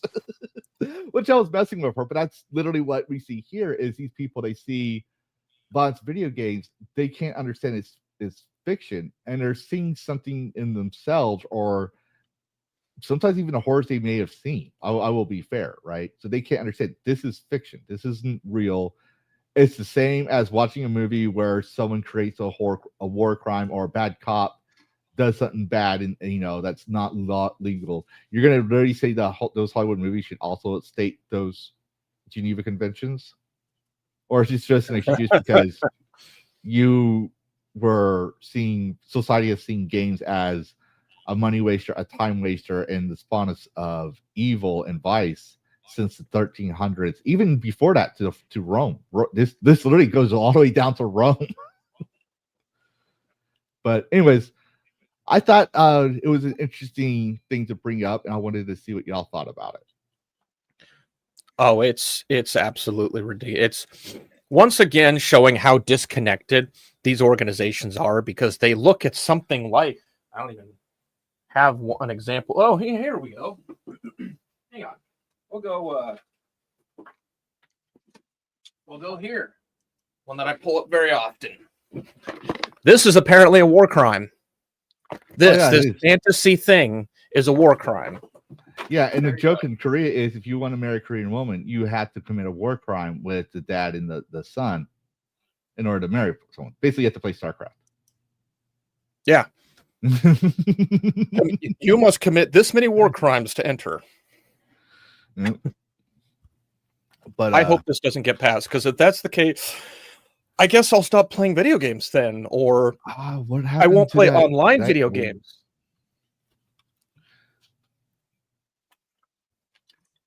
Okay. Dash, do you want to add anything to it? Because I accidentally closed out the tab and I'm trying to find it. On the subject, I do think this is a massive overreach, and that it really shows you just like even like in the late early 2010s, like some of that like old mindset that doesn't seem to be around too much anymore, but it's manifested in different ways. But yeah, like this idea of tying like video games to like wars and actual violence is ridiculous. Yeah. And we were going to talk about, go ahead. I will go out on a limb and say that somebody should simulate this. Make a game, a StarCraft, a Command and Conquer, a GTA, something like that, but put the emphasis on the amount of rules and regulations that you would violate, and see how fast it makes news for the fact that you can't play it.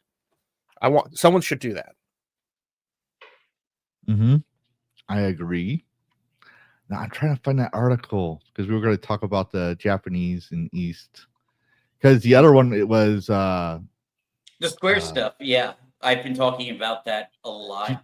Do you have one of those articles? Because like we had the Clownfish one, but literally just links to a page that links to the video. And if you will give Clownfish credit, I'll go to the Wario 64 tweet where it was like mostly announced. Yeah, because basically they were talking about how the East was shutting down Western studios. Oh yeah, actually, we'll just show my bookmarks, and don't worry, they're clean. Don't worry, I'll let you take the wheel, because I'm gonna have to go. My son is sick. He woke up last night and saying he was sick. Oh damn! I hope he feels better. Oh, he's gonna feel better. Yeah. But why don't you take the wheel so I can go, because I have to go upstairs to check on him real quick. Yeah, so this was a big topic on the Friday show, was the Square Enix layoffs. And apparently, in addition to that, one of these guys. I know Grums mentioned him.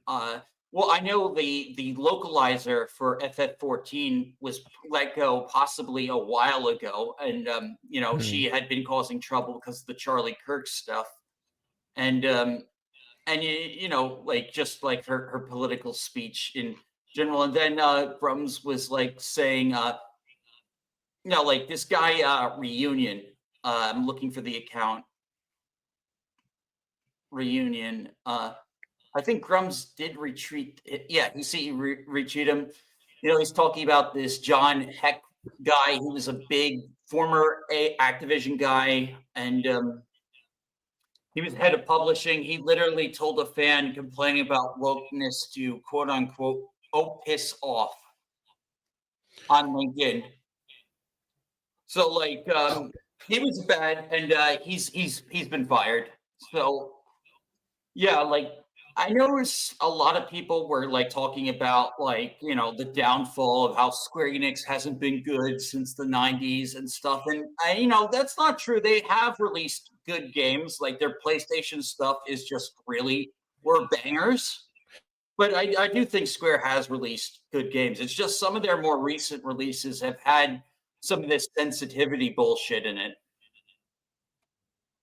And hopefully we'll see less of that now with them like lowering the Western staff. In fact, I'm going to my profile real quick.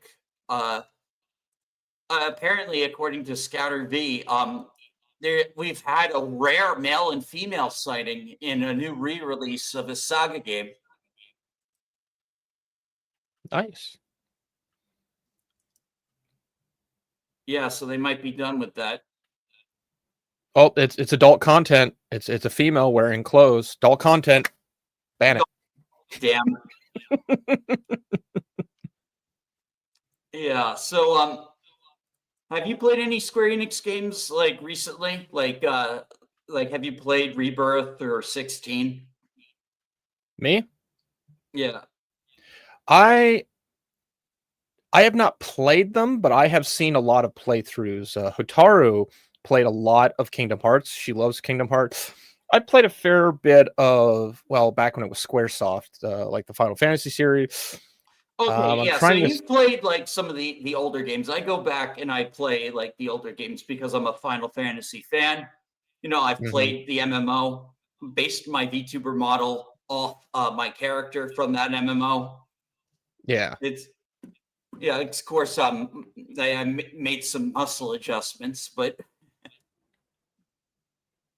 this is the way. Yeah, so I'm a big Square fan, and I want to see them get better because I've seen they were going down a path, and there were some bad actors, and like I especially noticed it like like because of this like these Blue Sky like crash outs on really like showed like some really bad like things, but now hopefully like we'll finally see them like censor less maybe, and maybe like not take advice to make games like Forspoken. Yeah. Oh my god, I played the demo of that, and it looked okay. It looked like a the studio that made it worked on Final Fantasy 15. In fact, like they stopped development of the Final Fantasy 15 DLC that would have finished 15 story. They discontinued that to work on Forspoken. So that makes it even more tragic because then when Forspoken bombed, like the studio got completely absorbed into Square Enix. Yeah, Deck, I found it. So I'm going to remove yours to put the article up. This is from VGN or VGC. Square Enix announces more layoffs as part of the U.S. and Europe restructuring. So in a video call to staff outside its home country, Japan, including based in Europe and America, Square Enix president said that the company was implementing overseas structural reform to create a more lean and agile business forward, meaning they were losing money. That's literally what that means. They had too much float. They were losing money. They will be implementing a fundamental restructuring of the overseas publishing organization. Details of the restructure will be shared at a later date. Staff were told, however, it confirmed roles would be cut and employees left would be required to spend more time working in the office.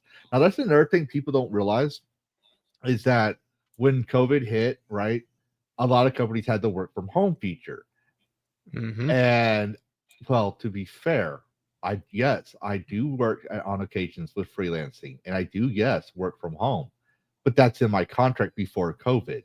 I'm a freelancer. I dictate the terms of my work. I don't have to follow HR's contracts or policies. They can't even hold me liable if I say something sexist and racist to them because of the contract. I literally tell them I have a disability, I have TBI, which you can treat like Tourette's, because I'll say one thing, it can mean a totally different thing, and people will take offense to it. So that's the disclaimer of what's going to happen if you hire me. It's also in my contract. I am not liable for the policies of that company. I'm only liable for the policies that we agreed to in this contract. That's literally freelancing. These people don't want to do freelancing because they don't want to do the legwork of determining the terms and conditions of their own work in a contract. You can actually do that as well when you work for a company, even a corporation. People don't want to do that because they really want that job. They'll sign anything and not read the fine print. But when you work for a company, regardless if it's McDonald's or a construction company, the police, or a video game company, you're going to have to get out of your comfy bed at 4 o'clock in the morning, shit, shower, shave, go eat breakfast, or get in your car and go pick up breakfast at McDonald's and drive your happy ass to work. I'm medically retired. Yep. I don't have to work. I work because not working drives me crazy. But anyways, that's literally what they're showing a fit about. It's like, I can't work from home anymore. No, you shouldn't. That was the biggest mistake people made with COVID. No, because you go out there in those rallies, you go not to get all the politics. You go out there in those rallies, you go out there and have fun, stay at home, and now that you're called in for work and to do big adult things, you're freaking out about it. It's just like when Ubisoft did that whole sexual harassment and assault policies. After they let the Solidarités Informatique, the socialist game union, into their company, let's think about it. They said that not acknowledging pronouns was sexual harassment and sexual assault. Words are violence. So when we add that in there, and they said there was a lot of this? The left. Back in the day, they said not acknowledging pronouns and this and that. Words are violence and all that stuff. Right? When you combine all that stuff into their ideology, and they said there's lots of sexual harassment and assault, but when you look at the history of Ubisoft, the original 8, 2 of the original 8 staff members back in the 80s of Ubisoft were women. In fact, they even credit one of the women as being influential in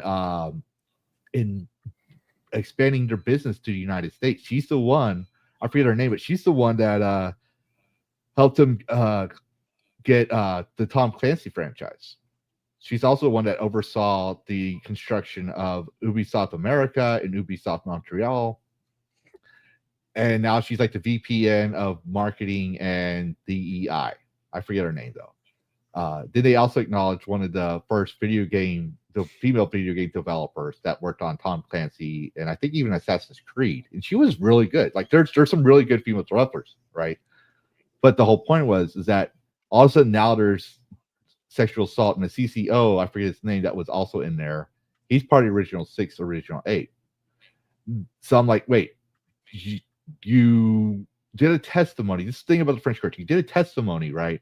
That these people were being sexually assaulting you and harassing you because of your pronouns. Now, they didn't say that, but I'm like, if you had this history of 30 plus years before all this, where there was no record, no complaints, the main issue was crunch culture, and that was Yves's fault, the CEO, right? Crunch culture was real, and it literally affects your mental psyche. So these devs were going crazy already. So that's why we see a lot of these devs going all crazy, saying crazy shit, because they think that's the answer to crunch culture. Like they think crunch culture is because of sexism and patriarchy, because of these people coming and saying, hey, we can help you here. Did they help fix crunch culture? No. DDR had some of the worst crunch culture in history. But my point is that with the French courts, the judge can literally rule without a jury. He can literally be a part of the investigation, or she, whoever it is. So in the video, when I talked about the history of Ubisoft, I point out, I was like, in America, we have stricter standards. Yes, sometimes people still get around them, but you cannot go into court without evidence. A testimony isn't evidence. Testimony is supposed to support the evidence. If you don't have no evidence, and that's what the defense point out, there was no evidence, and yet they still, because of the French, it's not just with games. They've had this history for over 100 years of mistrials. Yeah, mistrials. So when people say, "Yeah, this is proof," like, well, this isn't proof because their legal standards aren't the same as ours. So they could very well be innocent, but just proven guilty. But anyways, so Square Enix is basically saying they had a nut. They're being broke, right? Y'all were already talking about it, I'm pretty sure. a little bit, yeah. As typical for company layoffs, no headcount figures were shared during the call. However, one person affected in Europe said that nearly 140 people were told they were at risk. Well, yeah, I'm pretty sure. I'm sorry. I'm pretty sure there were some good people that worked for Square Enix that really cared about the job, and they're going to suffer like everyone else. But at the same time, the ones that have shown merit are going to be the ones that stand out. You're still going to have that ones or two favoritisms that the executives really like because they want their ESG scores high. But when the fall of Rome happens, they're not going to look at the ones that are literally trying to keep fixing Rome. They're going to look at the ones that are causing all the problems.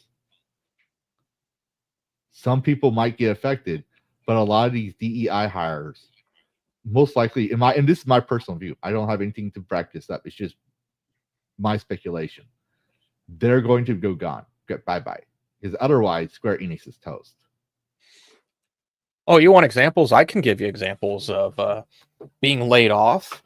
It's not just it'll be the DEI problem people, but it'll be also anyone who had, like, if they go with timesheets, anyone who had like timesheet or time clock issue, anyone who was like, there's little notes that are kept in files for employees that an employee may never even know about.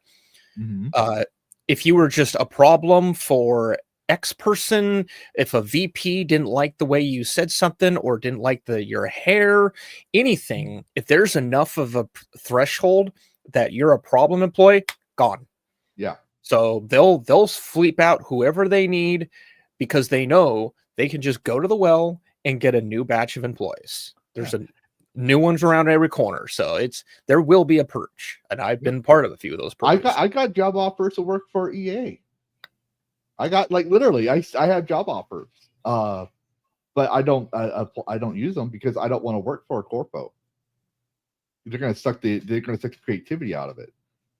It's one thing I learned about it. It's like, I don't want to be a part of crunch culture. I can't afford to not be there when my kid gets off the bus. I can't afford that. I got to be there. But no, EA, like I think, was it a year or two ago, people were talking about this too. They were pointing out that they were afraid to get rid of the problem childs, right? Like, there are people that believe in DEI. Yves Guillemot is one of them, right? And he's paying for it. He's better get used to not owning his own company.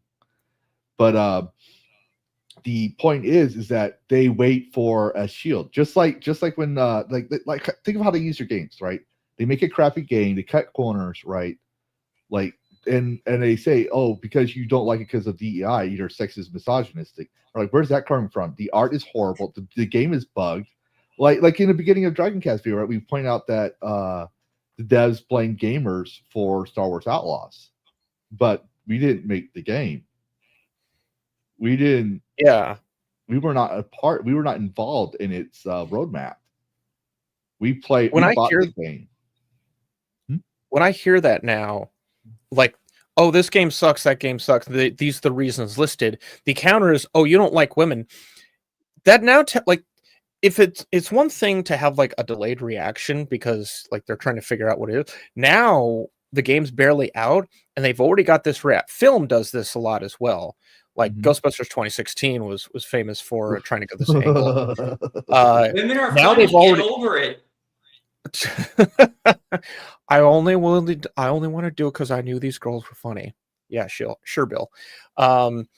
They've got this reaction queued, ready to go within days or even hours of the reports coming that it was bad. It's like, you knew that this was going to be a problem and you tried to sell it to us anyways. Nope, not interested. Anti-marketing. And that's the thing. It's like, I will say that there are people that say all games are woke, all games are this, all games are garbage, and we're all sitting there like, no, you're clear. Like we try to say it without saying you're not a gamer because we don't know, right? But we're like, you can look for games. We found Jump Space, right? Karrus, you're finding all kinds of fun indie developer games. Palworld's a AA studio that gives us AAA quality. And the thing I'm going to argue here is these companies are 40 years old or just about to hit 40. And economics has pointed out that most corporations' lifespan is 40 years. Once the founding members are gone, it's just on borrowed time. So what's going to happen now? These newer companies like Palworld or Keepsake Games and stuff, they're going to come in there that people are uplifting, saying, hey, these games are awesome. They're going to go in there. They're going to become the new Ubisoft, the new Activision, the new companies that were placed for a new generation. And that new generation is finally get what they want. What we're seeing is a mirror of the stock market crash of 1983 right now. Oversaturation of subpar games killed the game industry until Nintendo came in as the new Atari, selling as a toy, reuniting the console wars and the PC wars at the same time. So it brought life back into the game industry. We're going through that stock market crash. It's a little longer right now, but all this happened because of Gamergate. But it also was something that we as gamers became aware of. Okay, we as children expected our parents and certain grown-ups to defend us. We expected grown-up gamers like IGN and Cheats and Tips and Tricks and all these other game magazines and game companies to defend us. We were used to that. Yeah, we were the early generation of gamers, right? We were the first children gamers. They've been around since Pac-Man. We were used to that. But as we became older, we're like, okay, we don't trust the government. I'm not saying that's political. I'm saying when it comes to games, we don't trust the government to handle our games. We don't like outsiders telling us how to play our games. We don't like Karens coming in and telling us that we're sexist, misogynistic gamers, and we try to relieve their fears or however we want to do it.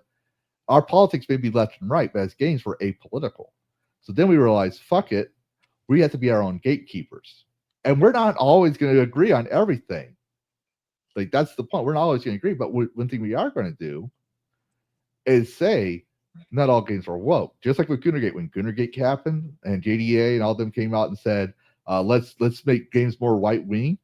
We're like, no, that's just like Gamergate. No, we're not doing that. So we're doing the gatekeeping, and Square Enix and all these companies are starting to realize, okay, we need to answer the market because these consultancy firms that gave us tax breaks, that's what SBI did.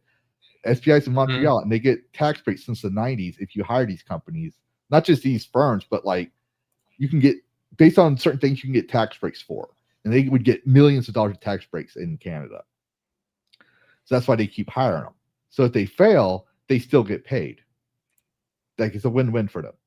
Yeah, but the thing is, Square Enix, their budgets got really, really big on a lot of their games. And I'm sorry, like there's a echo, like there's an echo, if anyone can check.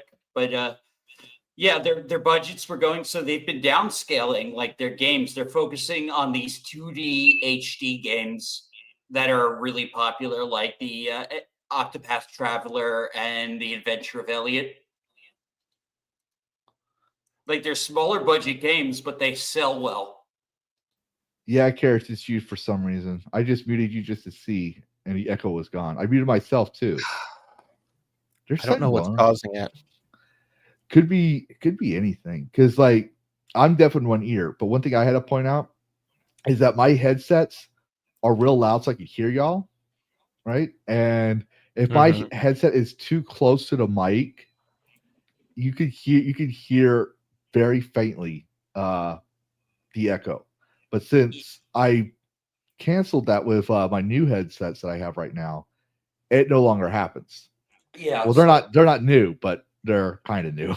But yeah, like, like wokeness was getting way too expensive for Square Enix. Like, they know that, like, they need to like redefine themselves as a company, especially since, like, they tried being a massive publisher. They tried funding a lot of Western games. They ended up selling a lot of their Western assets. And now, like, they tried making their final, like, I love Strangers of Paradise and Final Fantasy 16. But like, I know like people like Neon from Clownfish like don't like those games. But like they were definitely like, like the Final Fantasy 7 remake trilogy definitely has some questionable stuff in it. And that I think like, they definitely were listening to some consultancy stuff, kind of like softening the edges of the plot. And yeah, like I'm hoping that with the with less Western influence that they'll like, I don't know, we'll get like some more edgier games. Mm-hmm. I think we will. Well, we are in a way. I'm not going to put it on screen, and I don't recommend playing it because it's broken. And I will be fair, to be fair, because like some of the commenters on my reviews were defending the game, saying, "Well, we can't. They can't adjust things." It's an NSFW game called BREEDING City. I was like, okay, let me see what this is about. I'll play any game. Don't get me wrong. I'll play any game if it piques my interest. If I'm curious about it, I'll play to see what it's about. And let's just say it's edgy because you run around as a guy who has a license to make babies. Oh. Yeah, that's the whole point of the story. Don't tell me that's not edgy. But that's literally what your whole purpose is. Or there's what's that one? Yeah, I don't think I hear the echo anymore. Thanks, Karrus. You can still hear us though, right? I can. You're just a little quiet. How about now? Can you hear me now? Check EVPs. Check EVPs. Can you hear me now? Sorry, I had to do that. I couldn't resist. Scaly, check EVPs. But there's there's another game that came out. People are talking about already right now. I hadn't been able to look into it. But what was it? It was the one where they got offended by the bikini or something. Oh yeah, it was the horror game. I actually You just made me think of it just now. I literally been like, yeah, it's called Red Pine Lake. They recently, yes. I believe, enough noise got made that Steam like reversed their decision. Yeah, and that's the thing, Scaly. I'll say you have a very valid point, because that's the same thing we had with game journalists. Over time, we just can't trust journalists as gamers. We don't trust them for games. So where do they go for good games? Where do they go to find out if there's a good gamer coming out or not? Regular people. They go to YouTubers. They go to like their friends, like anyone who regularly plays games and knows what they're talking about. And the thing is, the beauty is of that, right? We've been doing this since we were kids. Let's say we were all 10 years old, and we had our allowance monies or our yard work money, whatever the case may be, right? And we went buy a good game, and we hear about Final Fantasy 7 is the latest hype. Everyone likes it, but we only have like $50. We can only buy one game. We don't want to buy a game that's gonna suck. So we go to our friend who we trust, and we're like, "Hey, Karrus, I heard you had the game. Is it good? Oh man, it's great, but man, there's this one scene. I don't want to ruin it for you, but there's this one scene that's gonna piss you off. It's gonna piss you off, but it's good, and they got big booba, a big booba chick in there that like fist fights. It's fucking awesome, huh? Like Lara Croft, bigger than Lara Croft, dude, bigger. Her name's Tifa. You're gonna want her. You're gonna love her." Okay, and then you got this emo cloud guy, but he's still badass, but the villain is better. Yeah, I'm not a big Cloud fan myself. Yeah, but the thing is, we talked about, and we still to this day, like when like Dash, even when you pop in, we're talking games right during our gaming streams. Karrus, you popped in last night. We were talking games, Diablo 2 and all that stuff. The thing is, gamers will talk games in the gaming table. So going to what Gailey says, yeah. Don't trust everything you see and read. Don't even trust us. Like, I'm gonna be perfectly honest. Don't even trust us. We can make mistakes too. We're human. The difference is we know what it was like to go through all that, waste money on games, and see our IPs destroyed. So we had the time, energy, or the passion, whatever the case may be, to waste that money and play those games for you, or give our thoughts on it so you can make a sound decision. That's just like with Karrus and DEI. He's not a DEI detective. He's not saying don't buy a DEI game. He's saying, hey, this game has DEI on it, just so you know, make up your own mind. That's the difference between us and them and these corporations. Corporations want your money. The media wants to create controversies for eyeballs and dollars. That's a tired old choir already, but it's still fact. So you're right when you say you won't give into the hype. You wait till King comes out and sees if it's any good. But also, trust your friends. And I'm already contradicting myself, but yeah, trust me. I'm literally going to give you my thoughts. And so is Karrus. And so is Dash. Except I wouldn't trust him with anything Nintendo, because he's a Nintendo shill. You think I'm a Nintendo? Nintendo shills for the I'm win. just giving you shit. I think I've been pretty neutral, and I'm like, but firm with Nintendo. Yeah, you have. I just like to give you shit. To be fair, though, one of my favorite games is still Legend of Zelda. But I will even say playing, Breath of the Wild sucks. Yeah, it breaks the formula too much. They're good games, but like, I'm really dying for some like real old school 2D Zelda, like Wind Waker or Twilight Princess. But yeah, seeing you've worked there for so long, you've earned your merit, you've earned your credibility, right? That's the difference. You're not a junior who's never had to work a day in his life, has nothing to prove.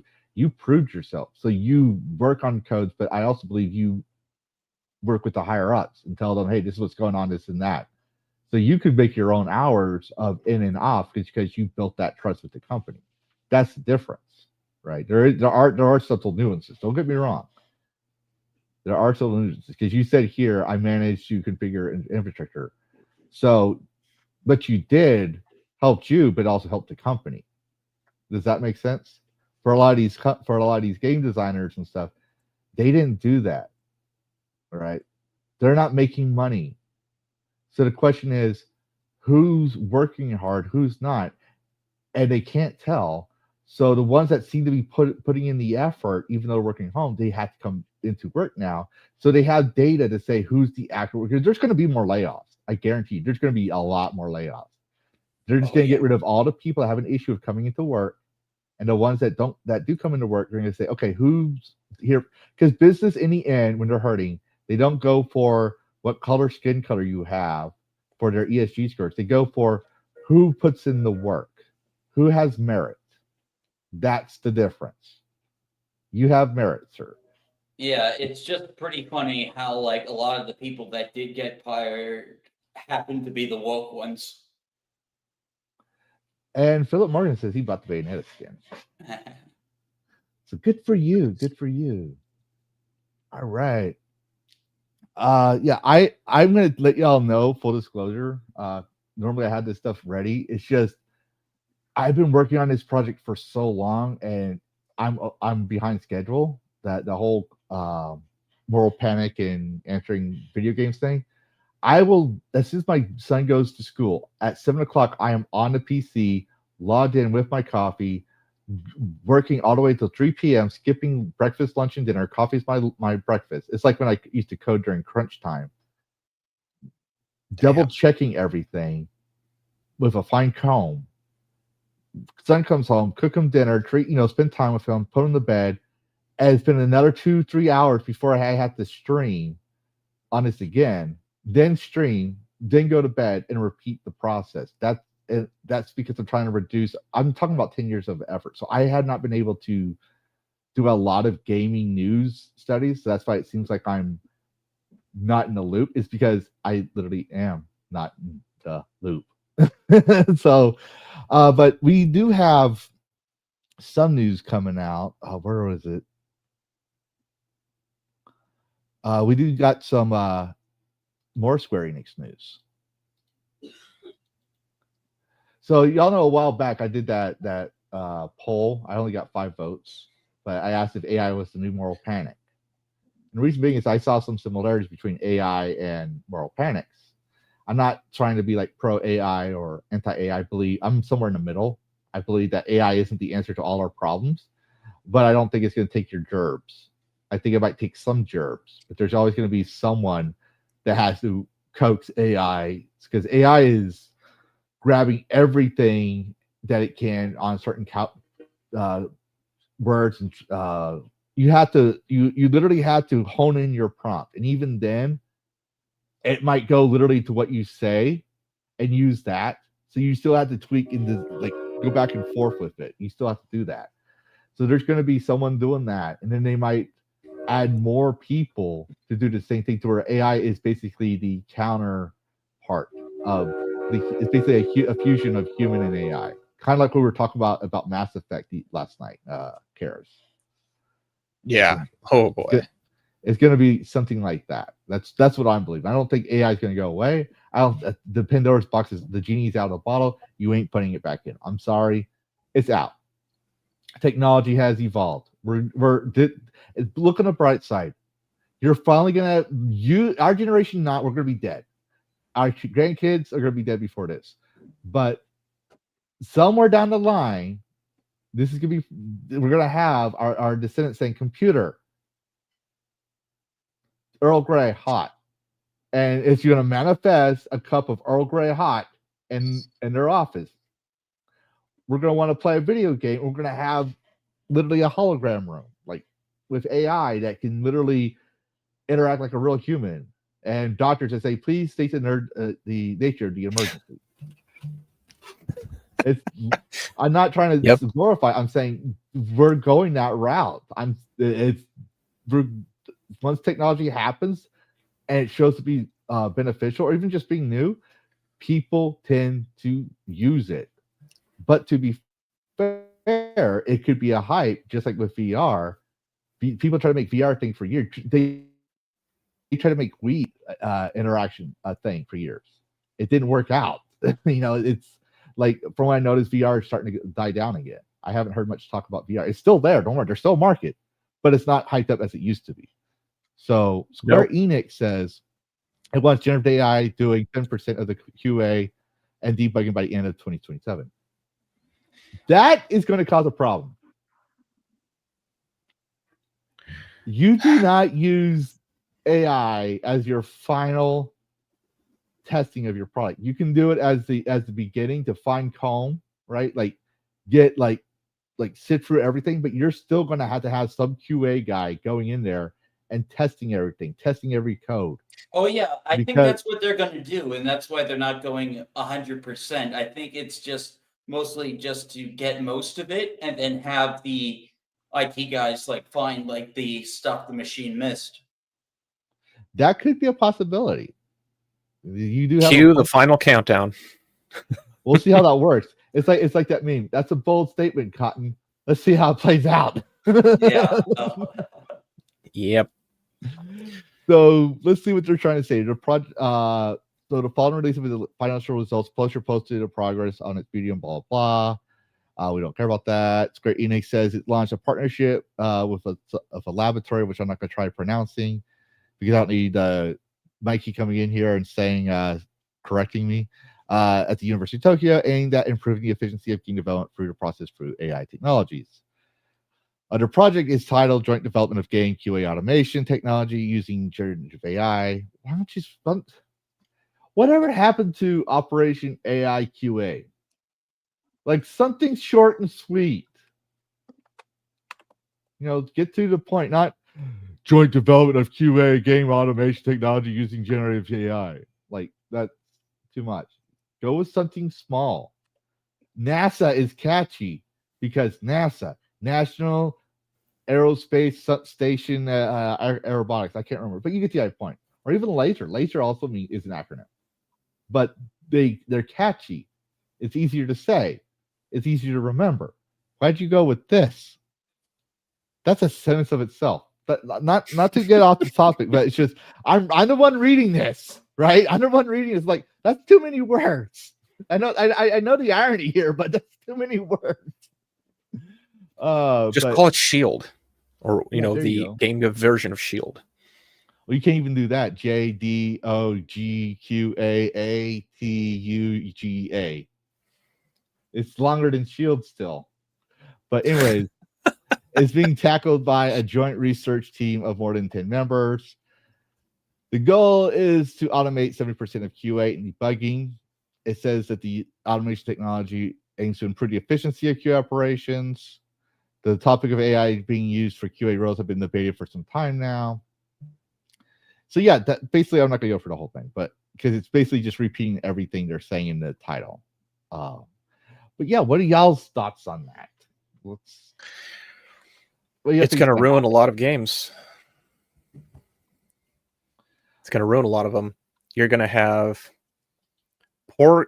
it's going to start with QA, but then it's going to devolve into foundation. It's the code in the engine will be built using AI or patches to the engine. Like there's going to be corner cutting everywhere. Mm-hmm. And you're going to have a game that is roughly 70% AI. And there's going to be bits of it that will probably work on their own, but then you're going to sandwich it all together. And sure, maybe with the developer boxes were modified to be able to run this stuff, but then you're going to send this out somewhere onto Steam, and someone like me or one of you are going to play and it's going to be like I think that PS4 version. I do think like they're going to definitely need like humans to review in addition. I mean, I'm all for like using AI to be more efficient, but like, cancel dash. We do not glorify AI. AI steals. Shame on you, Dash. Bad, Neko. Bad. They took your gerbs. No, like I'm saying is like I'm joking. Yeah, but like I'm not an AI doomer. I do think like there's limits, and that like AI can be used for either good or evil. And I am worried about the job market, but I do think it can be used to efficiently alongside humans to like get things done quicker and more efficiently. If done correctly. I'm not saying like correctly as in moral ethics. I'm talking about if done correctly as in you know what the fuck you're doing. Yeah. That's the key thing there. We can see where the moderate level of risk is. Like, I think it was described in Half-Life 2, Episode 2, as like the acceptable levels of risk for something. We can see that line. We can look at it, it's like the joke, 2% is not as low as you might think it is. We can see where the cutoff point is. Like, okay, we could probably use AI to about this point. And you're going to find some executive who say, well, no, let's move it up to this point and see what happens. Yeah, I got a reference that fits. Jimmy Neutron said 95 is still an A. Yeah. If anyone remembers that. Yeah, I'm going to say I do like Harutatsu here. Hotaru. I'm trying to make sure I say her name right. But she says good or lazy. This is a key point here. Most let's be honest here. We talk about the value of hard work, but humans are fucking lazy. they will use a sledgehammer to hammer in a nail because it gives them less wax on that Yep. nail. All right. Is it safe? No. Will it cause more harm than good? Most definitely, especially if you miss. But is it efficient? That's debatable. You might get your few whacks, but is it efficient if you damage the wall, put a hole in the wall? Now you got to fix the hole in the wall on top of the nail, right? Instead of having a tiny little nub where the nail was, you've got this massive mound. I put the nail in, sir. What next? Oh, my son, he when I was napping, he comes into the door. This was like a couple of years ago. He was 6. Mhm. Comes in the garage. He accidentally a while back broke the door stopper thing, the little spring thing I had on there.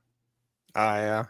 And it goes all the way, smacks into the wall, and there was an indent of the doorknob to locking the door in the drywall. Slit. Just a little slit, right? Like not the big padlock one, but the one that's on the doorknob, right? The little thing. That's the size of a quarter. He decides he's going to fix it because I always tell him, you break something or you make a mess, the responsible thing to do is fix your shit. But if it's something that the grown-up should do, you need to tell daddy. But he also remembers, don't wake daddy. Let daddy take his nap if he's tired. So he decides he's going to fix it. So he goes in my toolbox and grabs a hammer to hammer out. Like he tries to use the pry bar part, the thing to yank the nails out, to pull the thing back in because the drywall folded inside. He makes the hole bigger. And thank God he stops. Like after he realizes that now the quarter size hole is now the size of a quarter on it, where you see the flat side, not just the side. When he realizes that, he's like, oh shit. And he goes and tells me about it. And I'm like, how did this happen with the door? It's like, I tried to fix it. I was like, what do you mean you tried to fix it? He shows me the hammer. I see the drywall on the side. I'm like, yeah. I mean, that's not humans are lazy, but he was trying to hurt and fix it so he can go play. That was the whole point. Even though the smart thing to do would have been just to tell daddy, go upstairs, wake daddy up, tell daddy, wait for him to come downstairs to see what you're talking about, which will take 15 minutes. But it would have been a problem that would have been easier to fix, as opposed to me putting duct tape over it until I could afford to fix the drywall. I can see the logic. Yeah. I can follow the kid's logic of, thing went in, let me pull thing out. Yeah. But then the practical of how drywall works. Yeah, that's how lazy thinking works, especially with AI. It's like AI can do this, but they don't realize AI doesn't just use one code. It will use C++, C#, Papyrus. What's the other one? HTML, Jira, yeah, all those codes to write the code, and you have to sit there and translate it all and figure out where it goes wrong. It's just best to write it yourself because you're spending more time. Yeah, you might get the concept, but you're spending more time fixing things, especially like. I asked ChatGPT to go through and check my my script for grammar errors and stuff because Grammarly was down. It went down for some reason. So I was like, okay, I'll go to ChatGPT, and it bundled up my sources. The script was 99 what I wrote. Like it was still the script I wrote, but it bundled up my sources. So as I was recording myself speaking. In the back of my head, like something's not right here, right? Because all I was looking for was, do I have any grammar errors? No grammar errors. Okay. Do I set my sources cleanly? Like, is there any weakness or false testimony? Like all that stuff, right? No, you're good. Rating score is about 8.5 out of 10. So I was like, I'll go with that, right? I started reading. I was like, this isn't my script. This is not my script. Like.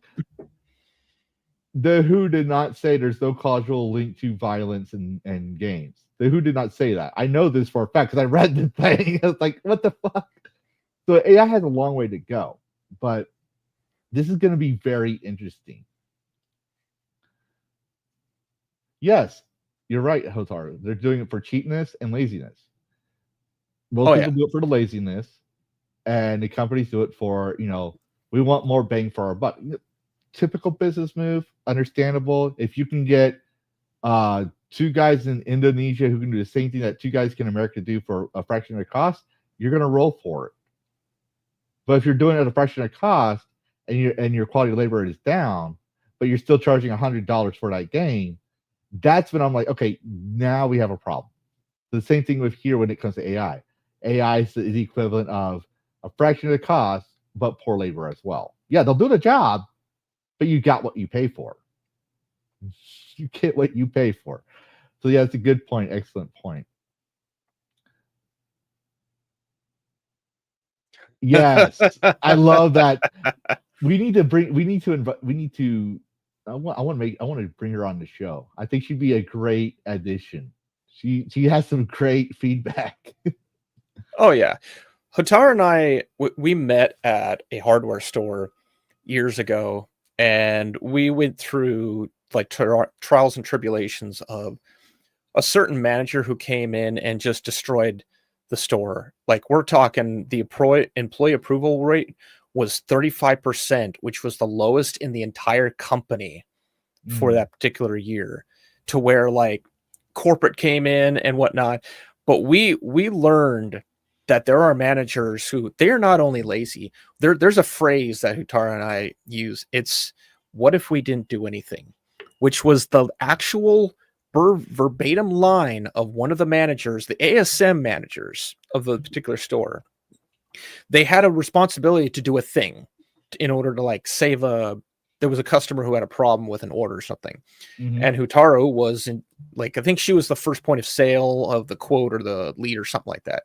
And something happened with the order and needed to be fixed. And the manager just literally leaned back and said, what if we didn't do anything?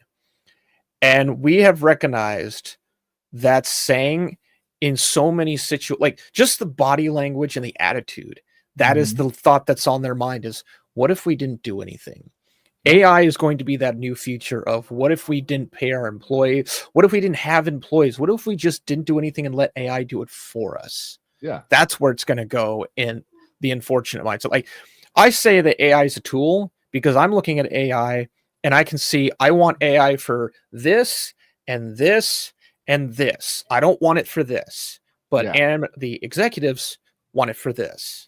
And that's what we're going to get, unfortunately. That's what's going to happen. And well, when Rome burns, they can't hide the matches this time. We'll be able to say, no, you're the one that had the matches. You're the one that brought the stake in your house. You're the one that brought the line out of its den. You're the one that did all that. You opened Pandora's box. Now your empire is burning. And we're not going to let you just sit there for a fiddle and say, well, the people just hate me. No. You caused it. You show some accountability, which is another thing I'm finding. Is like both of these executives are women and they don't like being accountable. Present company excluded, like Karate, she's awesome. Or Sonya, or most people we associate with. But just, where are you, Sonya? Get your ass in here. Oh no, I called her out one time. It's like, oh, you'll go to Mikey's and watch his streams, but you don't come to mine. And she's a mod. She's the first subscriber to my channel. She's also one of my earliest mods. But she never comes to mod. This is okay. I understand how it is. I have to be mean to her in order for her to come here. That's literally what it is. I try being nice to her. I can't be nice to her. And she's like, you're always mean to me. It's like, yeah, because I missed you and I want you to come back. That's why I'm being sexist and racist and misogynistic towards you. Because it's the only way you come back and be nice and hang out. But the moment I'm nice to you again, you leave. I'm going to message her and saying, I'm going to say, Lavistro's being mean. You need to jump in and defend yourself. No, I'm not. So, but yeah, like Scene's literally saying the same thing I've been saying. Is like you're fighting ChatGPT half the time. Even Grok. Like Grok is another one. I noticed that with, like, I wanted some more information on Gamergate, and I was surprised about this. Grok, which is supposed to be less left leaning, ChatGPT and Google AI all agree that Gamergate was a harassment campaign against women. Because of they show you the sources. Now, each one has a certain degree, right? So, like ChatGPT or I should say, Grok won't be as left-leaning as ChatGPT will. ChatGPT will be honest and say it's in their program they can't attack or be critical of minorities and women and gender and this and that. They will literally say that, right? They will say that's in their programming. Whereas Google will straight up be authoritative, says, no, that's a conspiracy theory, blah, blah, blah. It's straight up leftist. And I'm like, but you can convince ChatGPT and Grok otherwise. You can literally show them other evidence to point out, like, well, here's all this other evidence, and they're like, okay, yeah, Doritos Gate, and then it's able to go through there and search all this stuff to verify it, right? And then say, yeah, you're right, it's not a attack against women, it was about journalistic ethics. Here's why. Google will not acknowledge that. It will not at all. It'll say you're forgetting about this and this. It keeps arguing like you're on Twitter. So I'm like, yeah, this is why I don't use Google AI. I don't use it at all. I have to pull up a quote. Before, Tara and I were talking about. I learned about this the other day. Tesla did a purge, and because Elon thought he was being coy or clever, they brought in AI to do all the manufacturing, and it screwed up. And they had to abandon the AI and do an emergency hire. That happened to me with a previous company. They didn't bring AI, but they got rid of everyone for efficiency reasons, and they started losing SLA. They started breaking all their SLA, and they had to do emergency hire of a bunch of people. In this case, it's AI literally was destroying Tesla. You probably will have to go digging to find that, but that apparently was a thing. I think I remember reading about that. Yeah. The quote I wanted to bring up, which I thought about when you said you were arguing with AI, who controls the past controls the future. Who controls the present controls the past. Well, that's why a lot of authoritative dictators, from the Nazis to Benito Mussolini, Francisco Franco, Stalin, past, present, and future. When they took power, the first thing they seized, even before they took power, the first thing they seized was disenfranchised veterans, the arts, culture, and education.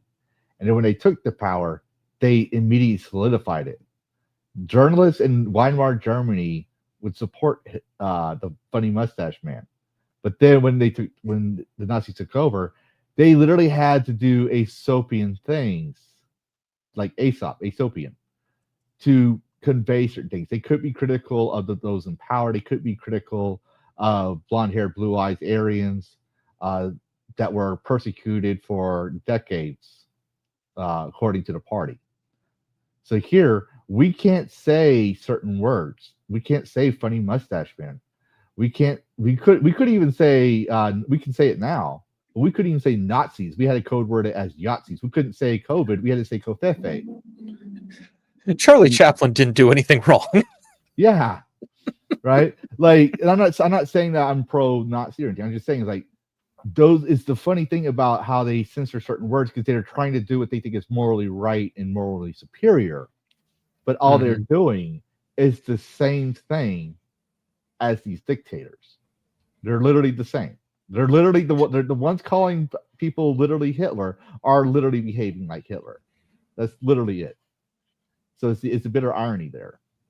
But it's like AOC, like, love or hate AOC, she said something that really to this day like chills me. She said it's not about being factually right, it's about being morally right. And I'm like, what? That's literally how morals think. That's like, you look for the past 700 years. I'll give you another one. Joe Biden, we choose truth over facts. Say that again. You broke up. I remember that. Yeah, I still like the other speech that Joe made. I got hairy legs. My grandchildren just my hairy. Yeah, I'm done. But no, that's the thing. It's like, I always tell people, I'm in a reverse mentality. I don't come to these videos or these debates or anything, or even on Twitter. People think I'm an edge sword troll. No. Like, I had a disagreement with V 2 times this week. He was on to give an example, attacking Christianity. That's like, every time I met this, ever since I followed this guy, all he does is attack Christians. Oh yeah, V is definitely not a Christian. Yeah, I I mean, don't he know makes much. some good commentary, but like Yeah. he definitely isn't a big fan of religion. Yeah, and that's fine. Like my thing is, you don't have to follow religion, but like he mentioned things about Christianity, and I'm like, ever since I knew Yeah, this no, guy, he's got definitely got like some like issues, like yeah, probably something to do with his past, because like me, like we have tons of like agnostic and atheist like yeah. friends in the Oh yeah, community who no, are like, like, and they're fine. They don't mhm. demean us for our Oh yeah, beliefs. no, I'm not criticizing for being an atheist. I used to be an atheist myself. I call myself a true atheist, meaning I acknowledge the fact that there was a possibility of a God. Well, that's But I would agnostic. hold on. No. That's not agnostic. Agnostic means without knowledge. The two definitions got mixed up thanks to Marx and Heimer. All right. The atheism means no affiliation to God. In the Greeks, right, the philosophers like Plato and Aristotle, they were considered atheists, but in their culture, that means they acknowledged that Zeus existed. All right. They just want to know part of him. That's what we would call agnostics today. The acknowledgement of a God, right? But they're not going to follow one religion or another. Agnosis, without knowledge, to the Greeks back then, that's where it comes from, means that you don't believe Zeus exists. Therefore, you're ignorant of his existence. Agnosis, right? So that's the definition. That's the original definition, and then it got switched around. Atheist without God, right? Because without theist God, right? So they took that definition, right? So it got changed over the years. It just shows you how words change over the years, right? But if you go for the true meaning, that's where it comes from. I forget where I was going with that, but my point is that I was a true atheist, right? Not that there's a possibility of God. I want nothing to do with him. Meaning I'd rather go to hell than be with self-serving moral panic Christians. But it was Christians that kind of helped me see otherwise, right? I still have a scientific mind. I still will put. Oh yeah, that is all one of that the stuff. misconceptions. Yeah, I'll let you finish. Yeah, but that's what I point out. It's like I even pointed out with the Satanic Panic. Christopher J. Ferguson points out that the people who exposed the frauds and lies of the Satanic Panic wasn't the media. They were swimming in all those dollars from the panic and tragedy that they helped burn and fan the flames of. It was Christian journalists from Christianity Today and another one that went in there, tested the claims, tested the evidence, found out that she altered evidence to support her theory because she wanted to blame D&D for the suicide of her son. And then after those articles came out, then she was exposed. The Christian community ostracized her. And then the media said that, but they spun it as so they would be at fault. They say, yeah, this is why you don't follow Christians, because Christians will blame everything as devil worshiping. Oh, damn. So who is this woman? I've never heard of Patricia her. Pulling. I mention it in my videos when it comes out. You'll see the whole evidence. That's why I point that out, because I'm not going to say Christians were the first one without evidence. Because when I read that, I was like, really? I did not know that. I had to go look it up. It's peak Reddit atheism to think that that people who believe in God don't use like science and logic. We absolutely do. Yeah. And I'm not trying to say like Christianity's best. I'm just pointing out it's like V makes those comments. Oh, of course not. You are a Christian. It'd be like it's like the so-called Christians, in my view, or the Christians that don't know better. Either so-called Christians or Christians that don't know better. Take your pick. Let's say all atheists are evil. No, Dean's an atheist. If I remember correctly, he's an atheist. He will literally get drunk and start attacking religion.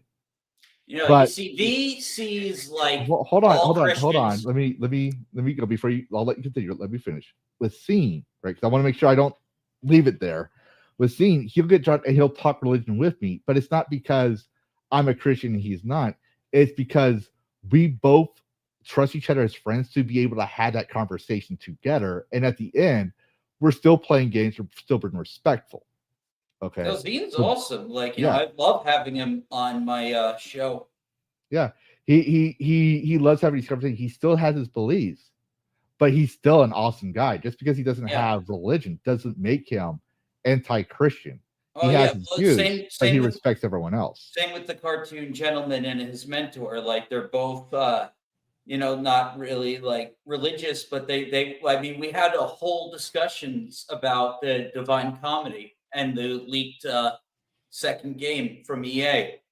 Mm-hmm. Very like cool stuff. Like, oh man, it just makes me so mad about Visceral. But to the point on V, yeah, like V doesn't like I can tell like he's got a chip on his shoulder. I guess he thinks all Christians are essentially just like JDA and John F. Trent, that they're all Yeah. like moral busybodies trying to grift off religion and tell everyone else what they can and can't do and who's a good Christian and who's not. Yeah.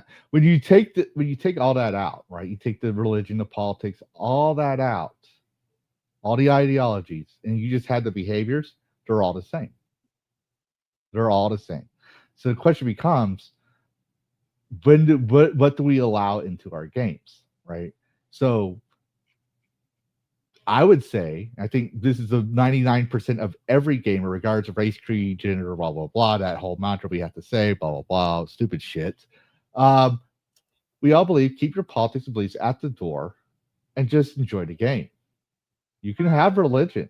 You can talk about religion with Christians and atheists if you want, and share like how this game reminds you about this passage in the Bible. You can say how you might see this guy here being like this in regards to politics, right? Like Ulrich Stormcloak, or like for example, people like to point out that the 2016 elections was literally the Imperial Civil War in Skyrim.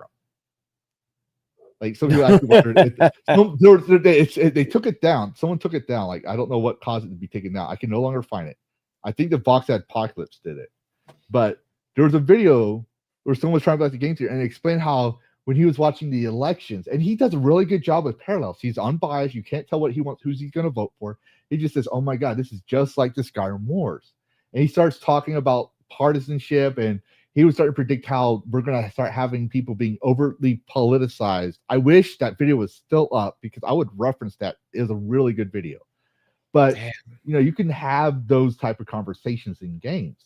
It's when you start saying, well, this thing is about racism and sexism, or this thing is about mocking religion, or this thing is about this thing is about that. Or like, shut up. There's one thing of correlating something that you see as inspiring, right? Or relating something that could be seen as a mirror of history. And then there's politics, and politics. Like, I don't care if you can say, and role of religion. No. What was the second one? Politics. What was the second one? Oh, okay. Yeah. Like you take all the things that it's all it is politics. You can make religion political. You can make art political. You can make everything political. That's why I said politics. Because at the end, you're bringing politics in a game, which we said numerous times. Keep your damn politics out of our game. Yeah, I am doing a poor reference of Will, but unlike Will, no, we were saying that before Will said it though. I know. So Will I used his quote. I just rephrased his quote. But yeah. So how about we talk about something? Speaking of moral panics and stuff, how about we talk about Mortal Kombat?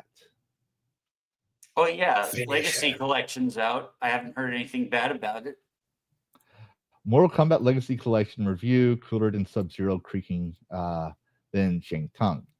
For a period, this is from the VGN. Okay, I don't usually play fighting games because it's right-handed controllers, and I am not going to deal with that right yet. But for a period of glorious years in the early 90s, Midway Fighting Series was the coolest thing imaginable. So we all know that, right? It has basically what they're saying. It has all the additions. I'm not gonna read all this. Do I want to? I didn't get a chance to read this because I had to go check on my site. Oh yeah, well I know about the Legacy Collections. It has a bunch of different versions from several consoles. on there. It's a big collection. It's actually on Switch 2, not as a game key card. It's pretty big if you're a Mortal Kombat fan. It's like there's straight up ports, uncensored. It's got some interviews. But yeah, and it's got online support.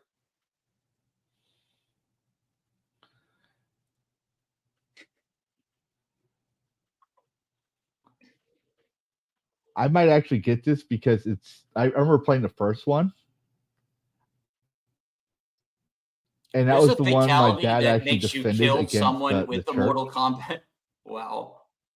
I didn't know about that. They didn't add the movie The Game in. Oh my god. That's the secret game. Sub-Zero. The Sub-Zero game.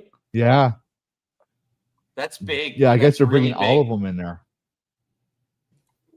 No, like they had like a mystery game that they like, so I guess that's it. They're adding a lot of stuff in there to hit you. Go ahead. I want to play Mortal Kombat the movie The Game. Is there such a thing? I know Street Fighter did that. I don't think there is. I think there is. Surprised. Let me see here. I think that you know the chick that plays what's her name? The blonde Sonya. lady. Yeah, she still looks good for her age. Oh yeah. Like those are actual photographs and of the actors in those costumes portraying the sprites from back in the early days. And she showed herself wearing this a similar outfit, with her body. I was like, yeah, she's clearly 50-some years old, but she still looks good for her age. I was like, God damn. Yeah, the only thing is this collection's pretty expensive, but definitely get physical if you can. I might actually get that to support physical media on Switch 2. But yeah, they definitely, the Sub-Zero announcement is new. That is a new thing. And Special Forces, I've never heard of Mortal Kombat Special Forces. Yeah. I gotta go check on my son again one more time. Oh yeah, I can hold things. Yeah. So I'll let you. Who wants to do screen sharing? Real quick. I do it. Like I said, my son came up sick last night. Otherwise, we wouldn't have too much problem. Oh yeah, I'll find some. I mean, yes, if you can get some physical media, get your physical media, or Grok or something. The thing is, even digital media will decay over time. That's one thing you're finding out now. Yep. How's that possible? It's coding. Code corruption. Yeah. Wow. Code corruption. You could have something. Let's for an example. You could have something in a thumb drive. Put it in a safe place, uncontaminated. Everything you could do. You scanned it for viruses. There is nothing wrong with the software or the hardware. Okay, of this thumb drive. You put it in a place that can't be contaminated. It is safe, like in a vault, right? It's like that. There's no way time will erode it. Bring it out 50 years later, put it into a thumb drive slot, and the game could still get corroded. The data drive can still get corrupted. Even stuff that you made a day ago can still get corrupted. It's just a higher risk the older the age is. So they're trying to find ways to. This is where AI could probably help. I'm using that. I'm stressing that could thing. Is that AI could probably help keep things updated faster. They're really good at restoring images. AI, like even Photoshop was good at restoring old images. I used to do that with my mom's photos of our ancestors from the 1800s. When she found I could restore images, she's like, "Could you restore these old photos for me?" I restored them. They looked like they just came out that day. So she still has the originals, but now she has the ones that has restored where the film was aging out and turning white. Now the blemishes are removed because I used AI and scenery of images from that time period just to figure out where they were to take those photos of the 1800s and stuff. So it was hard to do. It was really hard to do, but I was able to do it. Yeah, so this is a new Gooner game called Full Metal Schoolgirls. It's on Switch I will be back. and this is Niche Gamer's review of the game. So I guess it's an action game where you play as some Japanese schoolgirls, lots of panty shots, lots of miniguns. And Oh, dear. there's just weird shit. Apparently, Niche Gamer gave it a 7. But they did list a lot of flaws with the game. So it's not perfect. What's Elevator that dynamic keys. black? Oh, I guess the black void on the panties. Elevator keys. No lock on target mechanism. But yeah, I saw this game. I wasn't sure if it was going to be good. I didn't fall for the Gunner bait. But yeah, It kind of looks like a more cel-shaded version of what was that? The chainsaw lady from like 10 or 20 years ago that did. I can't think of what it was. It was remastered. I think this year or last year. Probably Lollipop Chainsaw. Yes, that one. Kind of reminds me of that. Yeah, it does kind of like same type of thing. Oh wow, it actually Machine Girl. It says on the dress instead of Nice. Magical Girl. Nice.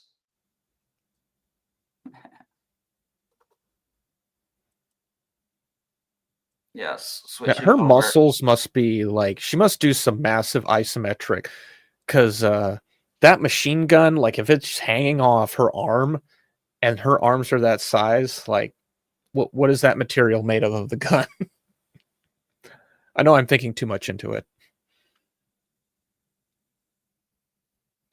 So apparently Funko's dying. Rest in peace, I guess. The Funko Pop? I have a few of them. Oh yeah, But I do think there's way too many of them in the world. They just clog up the stores. they were a gimmick that people went too crazy on without, like, they made too much of a supply without gauging whether or not there was enough demand, simply because they could. It's like, probably not the best Chad- idea. Oh wow, Chad Funko.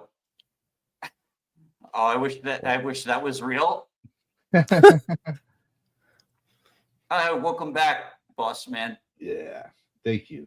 How's your son? He's so good. He came out last night with while I was streaming thing. He wasn't feeling very well, and he's doing better, but I still want him to rest.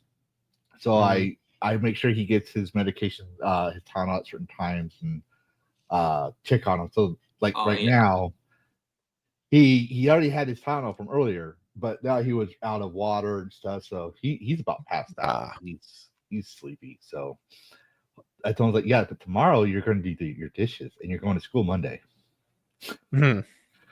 So, but yeah. I think part of the reason was we had this problem in his past forever that he would go to school, right, in the wintertime, and it would get hot because, you know, we live in the South, right? So in the mornings it's freezing cold, and then during the day it gets hot. And he'd forget his jackets since kindergarten.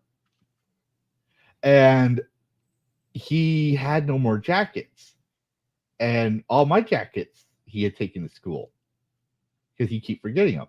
So I says, okay, you don't have sweatshirts. You don't have jackets. I don't have jackets. I'm not going to spend another $200 on jackets.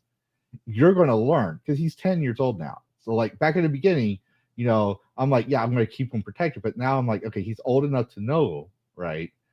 And it was only about like 50 degrees, but you know, compared to an 80-degree day, that feels cold because it's 30-degree difference. And he comes home that day with all the jackets from kindergarten. I'm talking, he found them all. So the school felt sorry for him. They gave him a trash bag to carry home with all the jackets that were his. It has his name on it, my name on it, everything. So I have all the jackets. I have my leather biker jacket that I love so much. That was since first grade. I have my newer jacket I bought last year. I have all his jackets, all his Minecraft jackets, all that stuff. He came home with all that. And I think that's why he's sick now, was because he was wearing t-shirt and jeans. he had no long his long sleeve shirts were in the wash because he had a growth spurt. So I had to give him some more. Like he's got him. I got him now. Like we got him now. But we thought we'd have a little bit more time. But he came by with all his jackets, and I think that's why he got sick. He has a cold. Basically, it's not a fever. Thank God, it's just a cold. Yeah, Lavistro, what do you think about the Funko apocalypse? They've been saying the Funko apocalypse since last year, I believe. No, I think it's actually happening now. Funko admits it might not survive another year. Yeah, they said that last year. Clown TV mentioned it. I think. Well, yeah, I Neon never hates thought. Funkos. Yeah, that's true. The Neon when he hates it, he makes it very. Oh yeah, very he's very clear. direct at telling you like things he doesn't like. So Yeah. he doesn't like modern Square Enix. He doesn't like modern D&D, but even D&D players hate modern D&D. Well, yeah, to be fair, yeah. But I'm Yeah, saying like like, he'll make jabs at things he doesn't like. And in some cases it doesn't affect his bias, but in other cases you see a little confirmation bias. And I still watch Clown TV. I'm saying with he's still Funko, a great personality. Like Yeah. even with, but like he's not right on everything. Like no, he's like, not. But I still like, especially like his wife, Kiki. Oh, I will stay there. Couple. They are such a cute couple. I will stay for the rants. Like when she starts ranting, I'm like, I stop what I'm doing. I'm like, you go, girl. Oh man, yeah. The way she's a ginger. The way she rants is just priceless. And then she goes, in the early days, she used to be like, I'm sorry, mom. It's like, but, and she starts swearing again. But Yes, do it. yeah, they're a good couple. No, I'm gonna say Funko does do this. But it's the same like when they say clearance sale, everything must go, liquidation sale, and they're back the next year.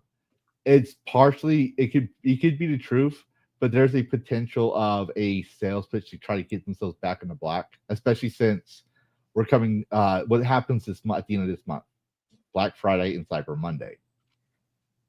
So if you want Everything must go, going out of business sale. Not really. And then miraculously, after Christmas, they're back in the black again.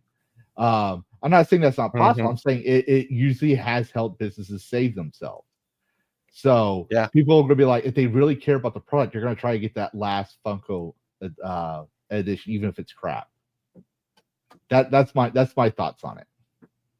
I'm not going to say it's true. I'm going to say I'm going to wait and see. But I've also, to be fair, I've never found an interest in collecting Funko products. I never liked them. Never. Okay, so it's just Escape, but furries. This is an RPG maker. Possibly. It reminds me of that game like Escape. The jailbreaking sim. It looks literally RPG maker. I was going to say Prison Architect, which I remember playing that for. No, I'm talking about the engine. Too. Yeah. Yeah, it does look like that.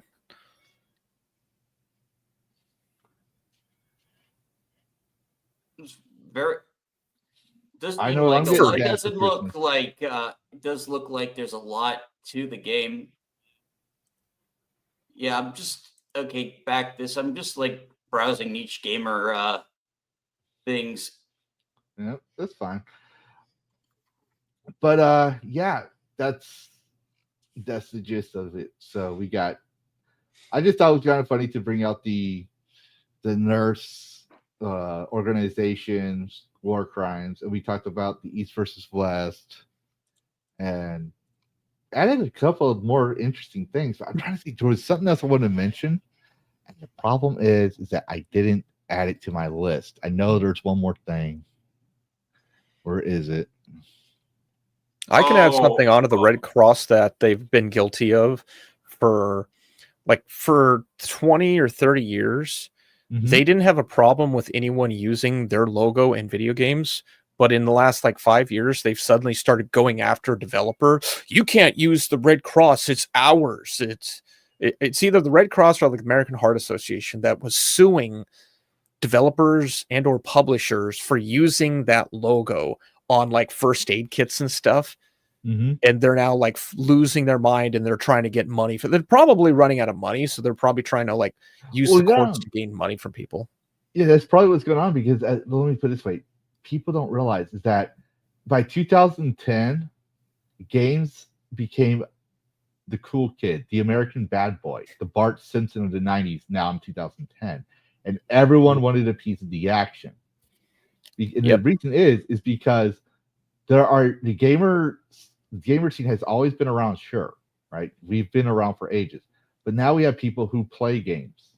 There's gamers and people who play games.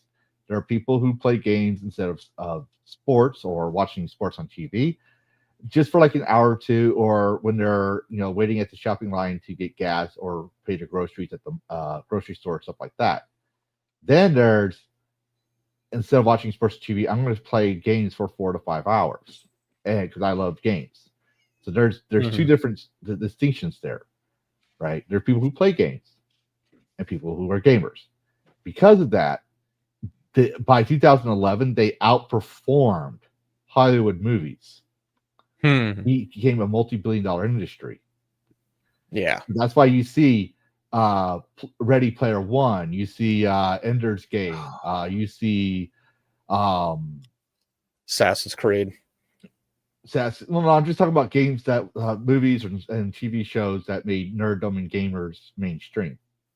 So just 10 years earlier, we were murdered. Like CSI Miami had a TV episode where a criminal was a gamer, and he would turn his murders into games. Oh, that was all like Gamergate attack. Like, no, that was back in early 2000. Yeah, CSI Miami was much earlier. Yeah, that was shortly after the Columbine, which was in 1999. By 2010, things had changed, but now instead of saying games are evil, they're like that girl that's pregnant with her 10th kid from 8 baby mamas saying, I can change him. They think they can change the industry. That's different. It's funny you mention that, because there was a CSI Miami video game in 2004. I know. For PC. I know. It's just the hypocrisy of it. But see, the thing about the Hollywood actor and the Hollywood writers, even back then, the thing you see, especially in the early 90s, Tropic Thunder actually points this out with what the Simple Jack actor guy, I forget his name, but he has, Ben Stiller. He goes, his character was in movies like The Scorcher and stuff that talks about environmentalism, right? And then he has a kid. Like later on, he has a kid. Like he wants to have a family, this and that. So he's bringing that into the character. It literally tells you. It's really telling about the mentality of Hollywood. Hollywood made fun of itself in that one movie. The whole movie is a parody. Like it's a parody of everything, and that's why it's so good and funny at the same time. Because it's a parody about the hypocrisy of Hollywood. But they've always been doing this. They will say we must let people know how games are violent, and that these people are playing violent video games, and they're going to be sociopath serial killers and all that stuff. But they're not going to say no to publicity and money from games and stuff like that made about their franchises.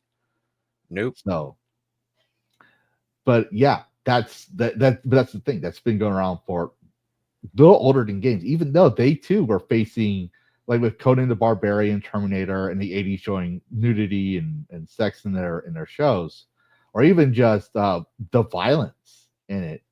They were being ostracized by moral panics as well. But instead of seeing games as a fellow person in need, this is how the art industry works. It's cutthroat. They stabbed gamers in the back because they didn't want to go back. Either they didn't want to go back into it, or like, finally, we are one of the cool people, so we're going to go, and it's stab gamers in the back.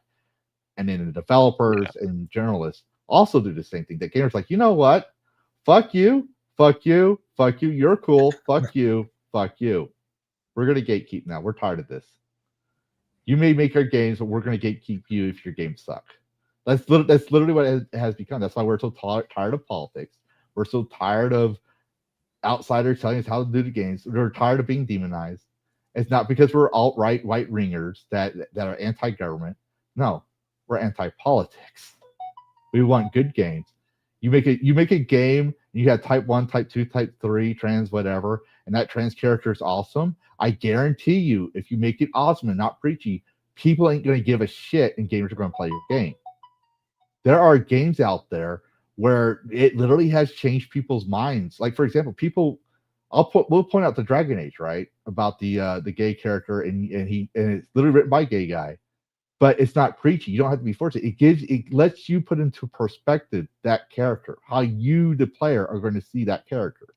But it gave me a perspective that homosexuality, I may not agree with it even back then because I saw it as a perversion of nature. Like, I always believe sex is progression of species. But it made me realize the concept of you have the right to your own choices and the consequences of your own beliefs. That guy, he didn't want to force himself on you or anyone else. All he wanted was to be himself.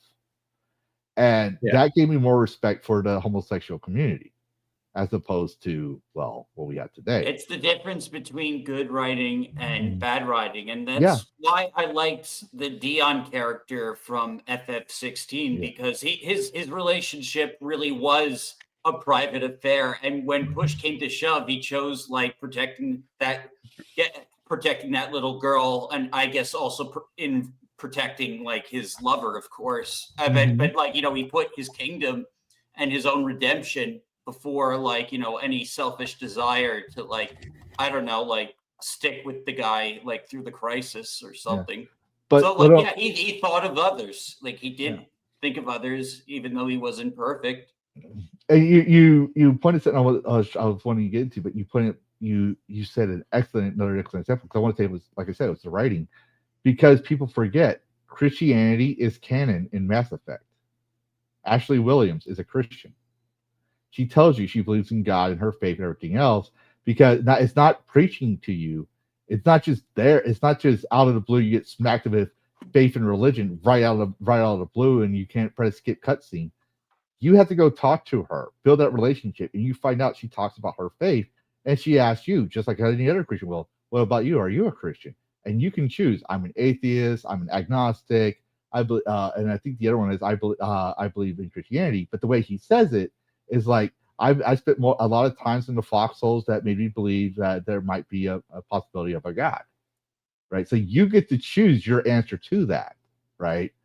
Which was really well written. It was something that was realistic, something where they're not preaching or promoting a Christianity or bashing it. It was a well-written statement that, based on your actions and her talks, develops the character arc between you two in the writing, but also points out that there's Christianity in the game, even though she saw the Reapers. Captain America is another example. Captain America is a Protestant. He saw gods. He saw gods like Thor and all of them. He still believes in Christianity, right? He's still a Christian Protestant at the end of the day, if I remember correctly, canonically. And then you got Iron Man, who saw the same thing. He's still an atheist. Captain America and Iron Man, they had the Civil War, but they were still respectful to each other. And in most cases, if I recall, comic book nerds, Marvel nerds, feel free to correct me here. And I'm not talking about Disney Marvel. I'm talking about actual Marvel nerds. Feel free to correct me here. But they were the best of friends up to the Civil War. I don't know. I can't recall after the Civil War, but they respected each other. I do recall. That's good writing. That's respecting both beliefs and religions, even if you don't agree with those religions. You're being respectful of the character and not dictating. You're not meta gaming the character, as they say in the D&D. You're not meta playing. But those were good writings. I forget where we're going with that, but I think it was the politics angle. I was going to expand on Mass Effect because we were talking about it. I didn't really realize it kind of took the third one for me to understand that, okay, the game isn't trying to encourage same-sex. It just kind of is there because there's characters that Shepard interacted with that you couldn't even have a relationship with. And I thought that was actually really fantastic. That, I got this like, Shepard, be it male or female, could have relations with like Liara or Jacobs or whoever. But then it's like there were characters, I think Steve Cortez or Yeah. maybe it wasn't Cortez. Oh, There was yeah, another one that he was the pilot. He's the gay character. You Yeah. can there is a romance path with him, and some people think it was like a little bit forced because even if you try and be really friendly with the guy, like it just seems like because I didn't I was just trying to be friendly to him, and it just seemed like the game was like trying to take me down like I'm a oh shit, I forgot my wife's name. The Corin. Tali. I'm a Tali. Tali. I'm a Tali guy. Tali supremacy. You know right what? here. You know what? No, we gotta fix this. We gotta fix this right now. And then we purified the gaming circle. You will never, ever forget Tali. Ever. Tali Vast Normandy. no one will ever You get will remember. Polly. Say her name, damn it. Say her fucking name. It was a brain fart, man. I love I know, Tali. I know. I love Beth. She's the best. Yeah. I know. But yeah, I really appreciated that there were gay relationships. Like what was it? Thalin? He was one of the aliens that you could have had a gay relationship with. You could have kept it strictly platonic. I think Cortez is one where they tried to push it a little bit more, but there were some that, regardless of the gender you chose, you could go totally straight with them, and the story would be perfectly fine. I can see and I like the that. push. I can see the push with Cortez, but look at the visual storytelling. He's always working out. That was the Profin, right? Yeah. They got the character you were talking about, Karrus. The Profian, yeah. Yeah. I didn't even know he was gay. Yeah. I think that's who it was. I've got to go back and play it again. But with Cortez, right, he's always working out when you go talk to him. So what happens when someone who's a gym rat, they build up a lot of testosterone. I'm not trying to do anything feminist here. I'm just saying he builds up a lot of testosterone. When you have a little testosterone, you come across as aggressive. You do things aggressively. He was still reserved, don't get me wrong. But yeah, you could still see the whole, okay, I'm gay, I'm testosterone, I'm trying to show I'm interested in you, you're refusing me, so I'm going to keep playing this. That's how I saw it. Yeah, I did not like it. But to be fair, how many of us like it when someone pushes themselves? Not, and we know it's not their nature. It's not like they're trying to push themselves on it. It's just their personality comes off as aggressive, right? Yeah, and you can tell they're holding it back. But we're like, dude, chill, chill. Like, we get it, you're gay, chill. Like, that happens in real life. I didn't see it as forceful from the game does. I saw it as forceful based on what I saw in the whole nature of the room and the scene and what you were sold on the character. Awkward. Like, yeah, he mentions he had a husband, like, right out of the blue, and then after that, it's just like every other conversation with him. It just feels like the game is just steering you. Yeah, it does. And I'm not saying it's wrong. I'm saying when I saw it, it just wasn't implemented. Like, it still leagues better than like a lot of the other like woke shit. Yeah. And so I'm non-binary. Yeah, and you go through a 30-minute non-skippable cutscene. I'm not watching a movie. I'm watching a game. I'm ready to play a game. You want me to understand about non-binaries?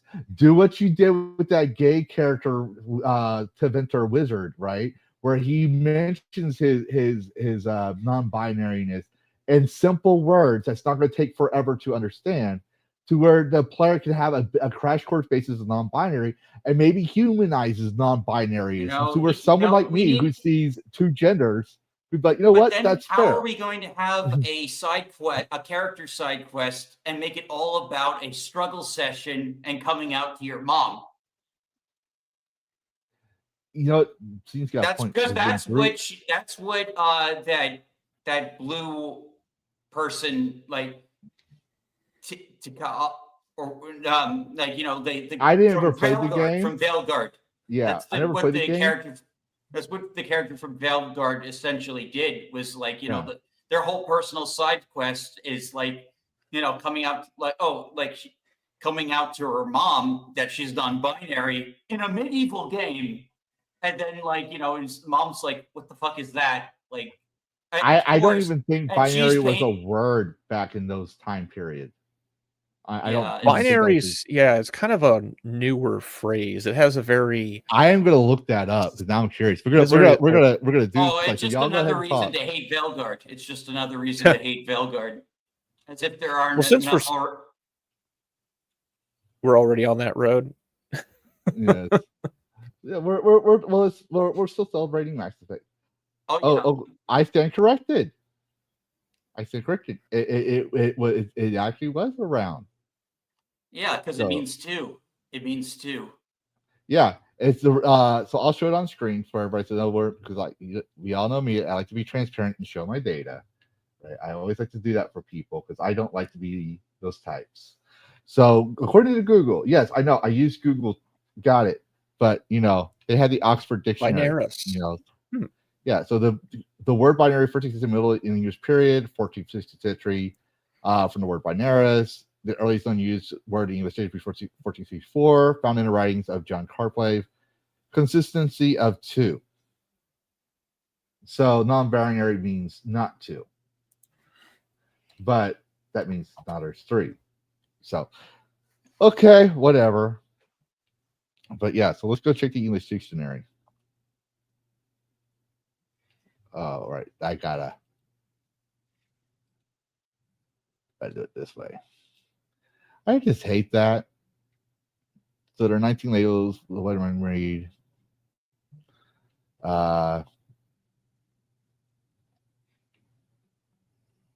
Can we bring back the TNG phrase, binars? Can we make those a thing? Ooh. I'm a binar. Yeah, so there's different words. Binarchy. It's you know what? If they're gonna say the patriarchy, we're gonna say it's the binarchy. Down with the binarchy. And they're like, what? Yeah, I'm non-binary. I'm down with the binarchy. That's not even a word. Actually, yes, it is. It's been around since 1464, right? No, 1656. It's when even the alt-white male oppressors and alt-white male female oppressors. The alt-white. Yeah, the other white meat. The alt-naries. We'll call it that. The alt-naries. Alt-naries.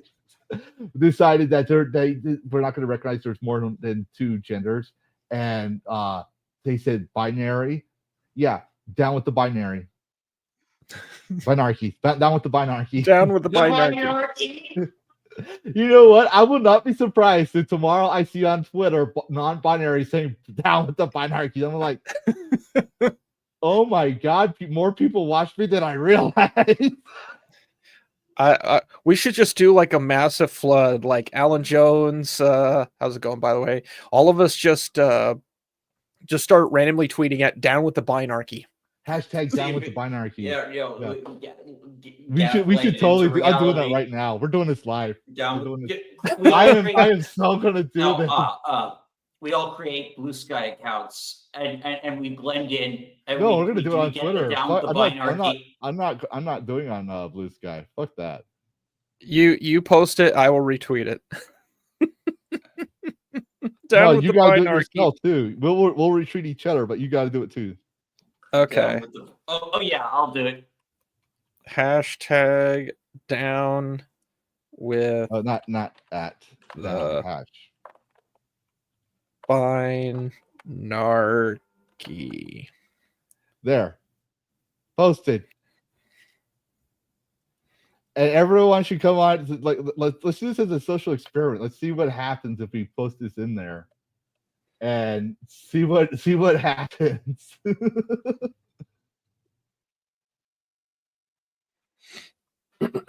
So there's that, and then I'm going to make sure to say thing here. So there's that, and then we're going to see.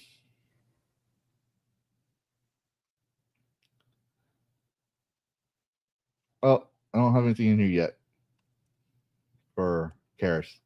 But yeah, definitely when I see it, I'm going to definitely retweet y'all's as well. But yeah, so yeah, we're gonna see if that becomes a thing, and then we're gonna come by and we say when people start saying that when they're actually make journalists that literally start saying their theories about the binarchy and stuff, we're like, actually, there are no theories that came out about that. That's literally a troll from DragonCast, where we made that whole movement up just to fuck with people. We literally pulled a 4chan and you fell for it the day like NBC News did with ghost guns. This needs to become a thing. They should. I will make Okay, a clip I'm just working on AI photo. I have my post ready, but if it comes out like shit, I will. All right. Yeah, I'll go with this one. So let's see what the bids are talking about. Yeah, are we talking about this bit or we were talking about Mass Effect? Because it was in 7 days. So Mass Effect. We are talking about some BioWare games and stuff, as well as some news. So we're celebrating in 7 days. Also, it came out. Like, if you haven't noticed, if you haven't been watching Lavistro Plays that night, normally we were doing BioShock, but we were playing No Man's Sky because they re-released an event for Mass Effect. And by the time I went to bed at 6 a.m., I got to stage 5. Because one of the things you get in there is once you finish the game, you're supposedly going to get the Normandy SR1 as one of the freighter ships in your fleet. Which I saw Scene have it, and I'm like, I'm not going to be the only one. Okay, mine's up if you want to retweet it. Oh, that's funny. As someone who worked in hospitals during COVID, that was a common thing to see the nose exposed with the mask like that. Holy. Yeah, Grok made that. That's funny. Oh, wow. Okay, we're going to, for those who don't know, because we're going to show this live, even Alan Jones joined in. Everyone should join in. Join in. Alan Jones is fantastic. So here we go. This is on Dash's page. Oh, I'm gonna retweet. Gotta retweet his too. So this is Dash's page. Alan Jones retreated down with the binarchy. Karrus retreated down with the binarchy. Totally not Lavistro down with the binarchy. And here's what Dash is talking about his image. So everyone should definitely post the hashtag and retweet it and heart it to see so we can see what happened. Everyone's got to do it. Hang on, is anyone streaming right now? Yeah, HypnoCast is on. I can send them a super chat. Go take a side note on Hypno channel and put in the chats hashtag down with the binarchy or say down with the binarchy. Camel. He's not gonna fall for it, but he might chuckle if he realizes it came from me. But Camelot's gonna stream in a little bit. I guarantee you though, he's my new punching bag on the SNH channels, even though I can't watch anymore. I guarantee you the fake wizard will probably write an article tweet about it. Oh, I guarantee he will jump the gun.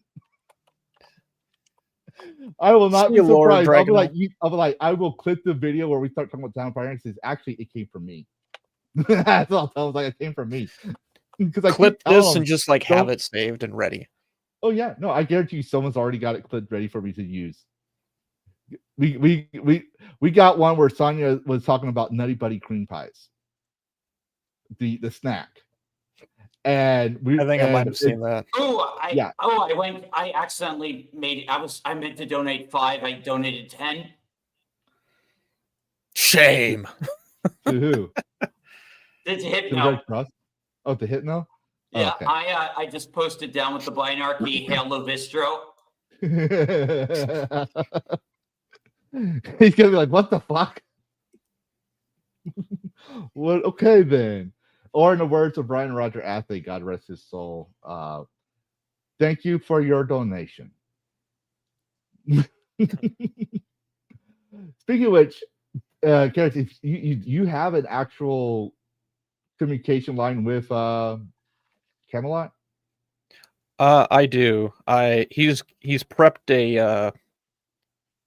a stream. He's going live in 64 minutes. So I'm going to do a preemptive super chat, And then I'm also going to message him, like text him privately and say, hey, you should comment on this thing going on Twitter.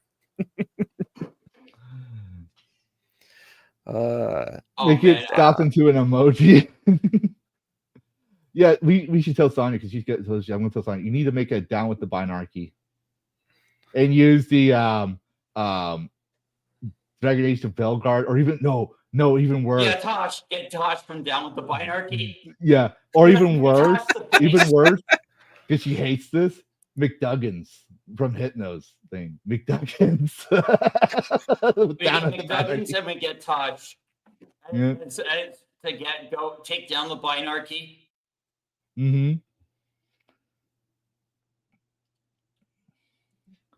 Oh, interesting. Yeah, it does default to $10. I forgot about that. But yeah, so I bet you if we were a hypno level or Smash ET level, it would kick off like a Wildstorm and it would be easier to see. But I will not be surprised if we start seeing non-binary saying. Well, let's see how they react to my my super chat in a little bit. I'll keep Hypnocast open. But like, that's one thing I miss that we used to do as gamers. We used to troll things.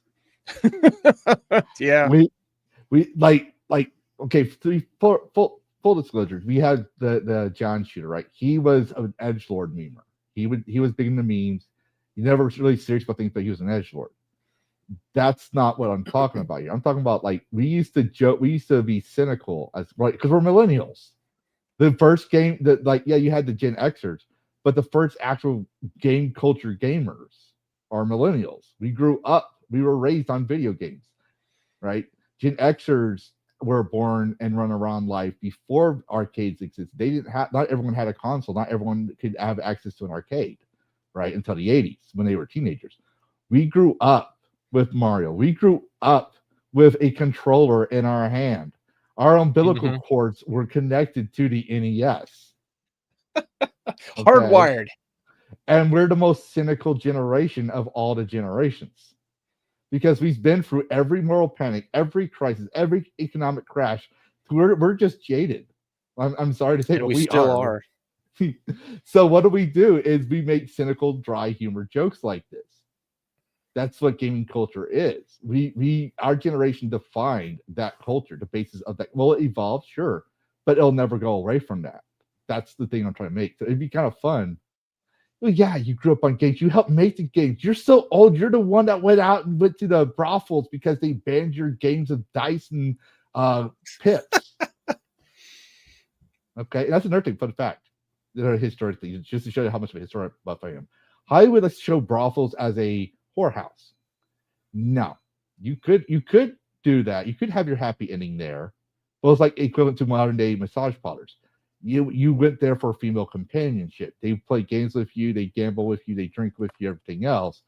But it was female. It's where it was socially acceptable to have a female friend. Because you got to remember, male and females back then did not socialize with each other. All right. Nope. So when the King of England, 2 times, the Edward III and Henry VI, I believe, banned games in favor of archery, right? Games went into the gambling spheres of brothels and taverns to play.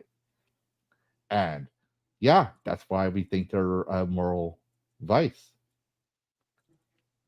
And it wasn't the bishops that did that. They taxed the vice. The prophet, the noble, the people don't realize bishops were nobles.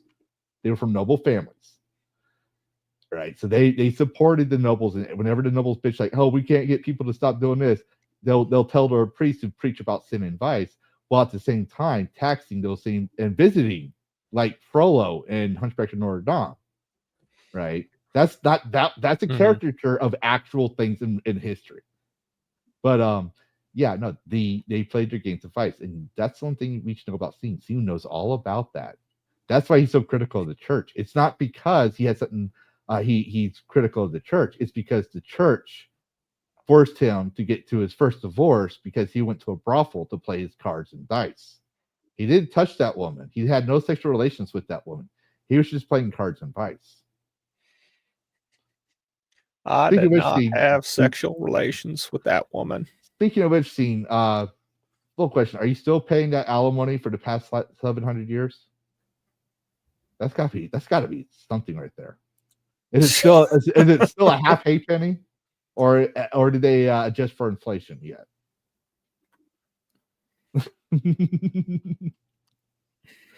but yeah, so I stalled for enough. But yeah, we should definitely see if that happens. Quote treat. Also, you know what we should do? Quote treat each other. So not only we post it, retweet, and heart it, but we should also quote treat down with the binarchy. It just like the quote treat of this week is the same. Down with the binarchy. Oh, Ryan. You just said the same thing. Ryan, find it. he who must not be named liked my tweet. Oh, that's good. He's probably gonna ask you, what's that mean? Say, I'm totally against the binarchy. Yeah, what's binarchy mean? I'm non-binary. The binarchy is the two-gender thing, the oppression of male and women, men and women, against all other genders. The binarchy. Binarchyism in games. Yeah. Oh, we should do that. We should totally do an AI pseudo thing of some like non-binary looking Anisia Sarkeesian saying binarchyism in games. Yeah, we need binarchyism in games. I will change the lyrics from Goonergate from Gamergate to Goonergate to Binarchy Gate. Binarchy Gate. Oh man. Are you a binarch? You binarch. Get your ass out of here. I will literally eat it with a spoon. If we actually do see like journalists and everybody started talking about binarchy as an actual oppression, I will laugh so hard. This actually takes off. That'd be crazy. If it does, I'll be surprised. If I wake up the next day and I have we all have like 500 more subscribers, 1,000 subscribers. We skyrocket. I'll be like, y'all do realize I'm an alt-right, sexist, misogynistic gamer, right? It's like you do realize that, right? To my and the entire panel, like if he doesn't quickly speed over it and he actually stops. Wait, I should just see him like binarchy. Let me look this up. I think we actually had a good showcasing thing going. We should definitely do jokes like that more often towards the end. I'm starting to think about it's the problem that I'm trying to figure out. I want to do what some of the other channels do. It's like where we read memes from the Discord and stuff as a closing, as well as as a close down, kind of like how we do the binarchy right now. But I want it to be natural, so we'll see. But yeah, this was. Oh yeah, like jokes like this are really good for the channel. I'm not sure if you guys saw, but I got a little bit of a new makeover recently because of the stream I was on. I'm trying to find the picture of it. Now that you mention it, I didn't notice your hair. Your hair looks good, Karen. Very Karen. Yeah, I'm sharing my screen. So this is look what they did to me when I was on one of the network shows. Like you went up with the binarchy, not down. I know, like it all came from a joke, and Jace did this like on his own. Damn. I honestly, I'd have to watch the replay to how this even happened. But what led up to it? Yeah, but you see, like me, I'm laughing my ass off. Jace is laughing. Even Noise is just smirking. And Dash. Is that Kata? I don't know, Steve. No, that's Deborah Wilson from Star Wars. That lady, that bug-eyed lady. Yeah, she's in every video game. Yes. I'm sorry, I'm calling Will her the bug-eye lady, but that's literally what I mean, they she literally looks made like. her like more, like she's not as like Yeah, like, they messed up her model. They deliberately yeah, they messed did up that her on model. purpose. That's why I call it the bug-eye lady. My theory is if I keep mentioning bug-eye lady, and others mention it too as that, and it grows, then logically, right? They'll try to change that because enough people are saying, "Oh, she's the bug-eye lady." It's gonna make her upset, and they're gonna have to change it. But like I said before with her, I'm tired of them just bringing the actors in there as models and use their faces. To me, that's lazy. That's real lazy. I'm just sick of mocapping actors, like in Yeah, general. Like, if it's like a celebrity, like maybe, but like, it's just become like LA everything. Noir, it was cool. Yeah, In LA Noir, when they did that was new. It was cool. It was great, great fucking game. but I want to see. I want to see what the studio like. Even when I see the thing, this is what I like about anime and cartoons as opposed to live action. In live action, you had the actor's portrayal of Light, right, or some other character, right, or even Captain America. But when you go with the comics and you go with anime and stuff, that's the artist's interpretation of Captain America. That's the real Captain America. That's why all the actors are usually modeled to look like Captain America because the animated character comes first. This is why I hate mocaps in games. I'm not saying get rid of the animation. No, the animation helps make things better, right? Like mocap animation makes it more natural. I'm talking, and I think this is what you're talking about as well, Dash, is the mocap modeling of the character, where every character has to look like the actor. No, I want to when I see Henry, I want to see Henry from Kingdom Come Deliverance as what the artist interpreted him as, not the models, not the actor who models the character. I want to see the actor. Stellar Blade does not look, in my personal opinion, I could be wrong. Correct me if I'm wrong, but Stellar Blade's model, Eve, right, does not look. She's modeled after the model, but Eve does not look like the model. Again, I'm going to bring up Final Fantasy 16. How like it has like realistic like cool graphics, but they're stylized and they're not. There's no mocap with any of those characters. Like they were all designed and drawn. Yeah. I don't need to know the voice actor's face. I'm sorry, I don't care about the voice actor. Unless that person has been so meaningful to where I want to know who he was to me or she, then I will. Like Peter Cullen. Peter Cullen was like my TV dad. Optimus Prime has been like he will always be Optimus Prime for me. Kevin Conroy is that rich uncle to me. Batman. Yep. You know, like Mark Hamill, as much of a jerk as he is in real life, Iconic voice. No one can deny it. No one can take that away he's the from voice him. of Joker. He can be as obnoxious about his politics as he wants. Like he is a damn good Joker and a damn good voice actor. People said that he was hard to work with in theaters, and that it was the DC animation that saved his career. Like like I do think he has some mental health issues. Like look it up. That was my mom even told me about that. Like she told Mark, I knew about Mark Hamill's past long before Twitter came around because I told my mom we could have gone to see Star Wars Celebration. It was coming close to our town. I told her I want to see it. It's like, why do you want to see it? It's like, because I get to see Luke Skywalker. And she had to explain to me who Mark Hamill is and what he did and stuff like that. That to explain the story of never meet your heroes. And she says, it's okay to like Mark Hamill and Luke Skywalker, but you got to remember and understand they are human and they make mistakes.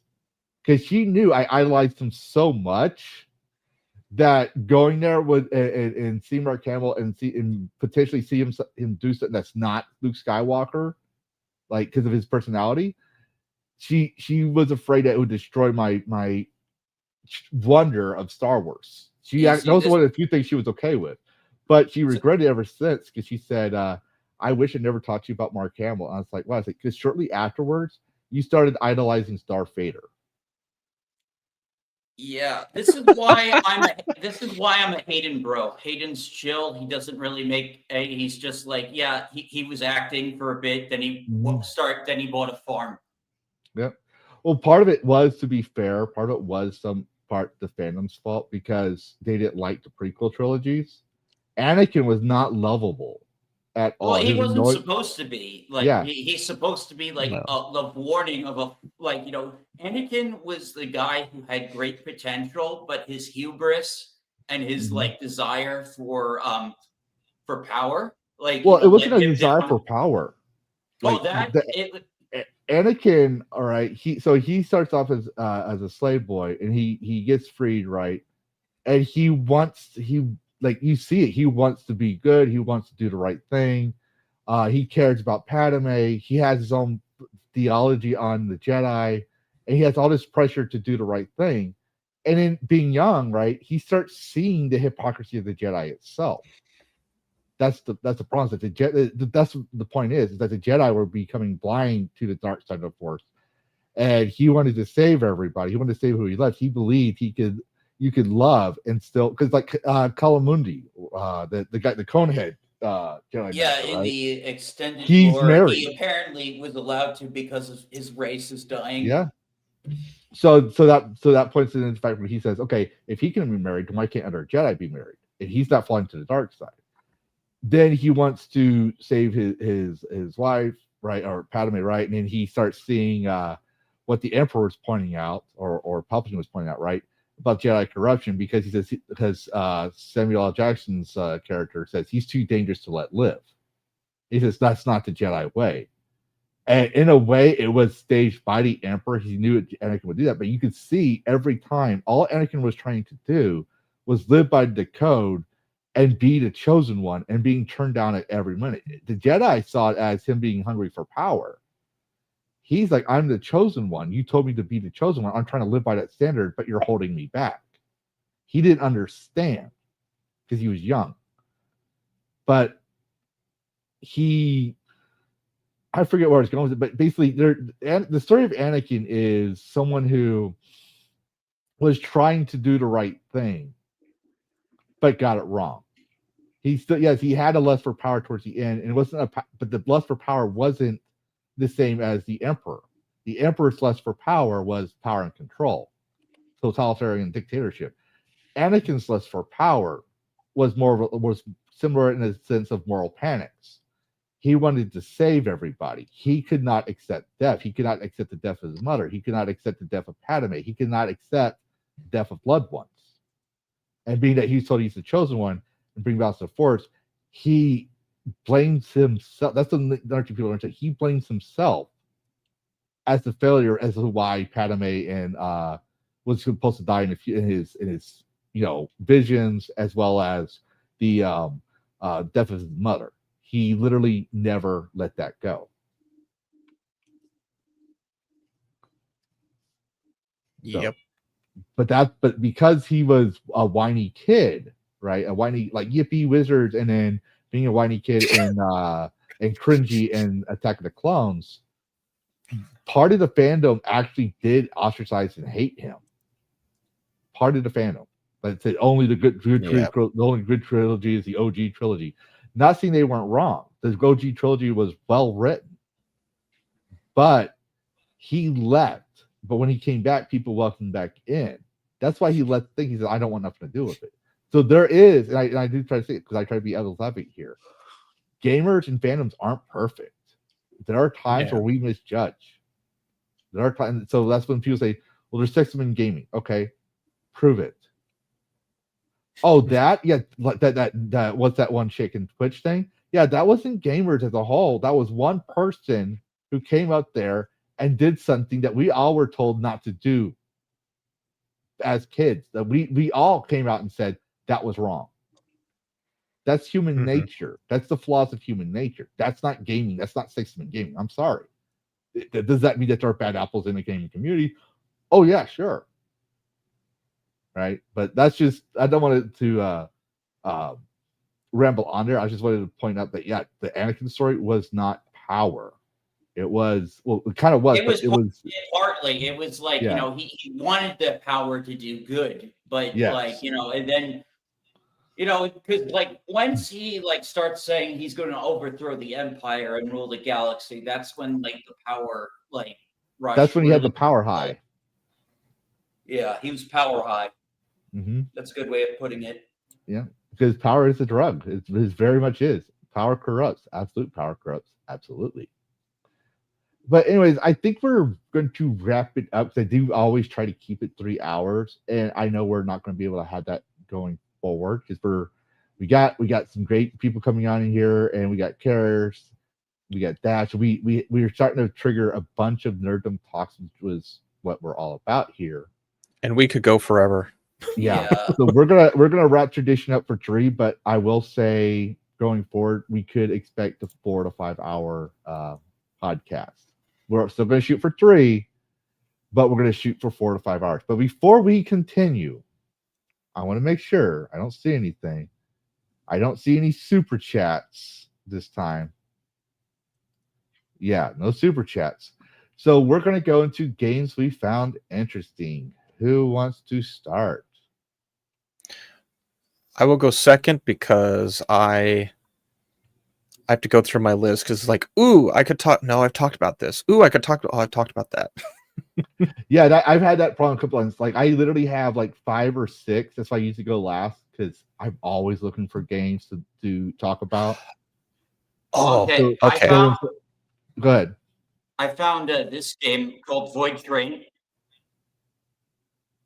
It's a co-op game. Hold on. Welcome to the Void. There we go. Oh, I've seen this one. Yeah, go ahead. I have to close that one out. It's a co-op. Start with it. Oh yeah. It's a co-op crafting game where you go from region to region. Looks very chaotic, like kind of like a bunch of like biotrauma stuff, like micromanaging a train, trying to survive. You want this kind of adventure? No way. You must run along the rails of fate to find the clues. Why are our fleas so important? And what is the void? Don't do anything stupid. Oh wait, I'm mixing this with another game. But yeah, this looks pretty I cool. got you. But the story will go my way, because the world shall collapse. Oh wow. And enemies are on your tail. You'll need something powerful to fight back. That actually looks And pretty stop fun. them I'm not gonna all. lie. Fighting on a train side by side like that. Just don't tell me. The broken gun.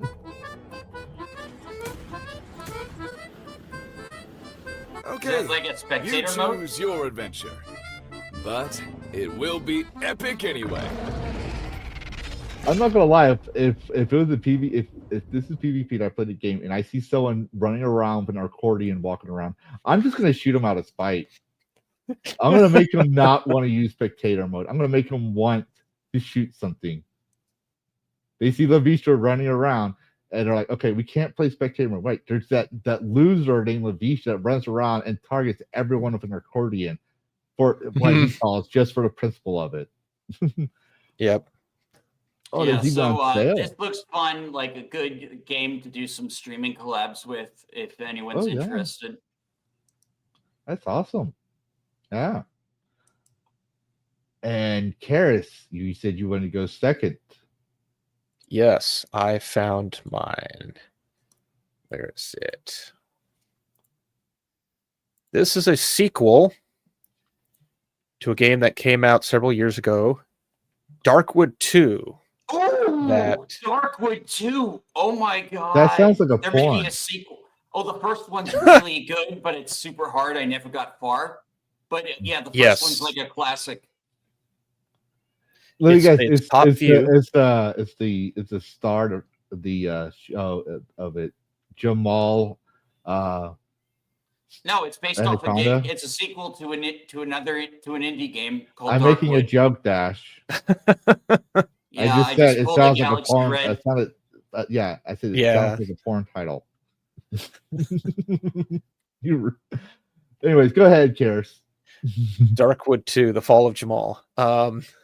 No, this is like 10 years after whatever incident happened, and I couldn't even finish this game. I want to. I need to go back and I finish wish I it. could finish it. It's just very hard. You have to figure a lot of things out. Like there's Oh, time hell limits. yeah. It's very like it's a very hard game. It's very unforgiving.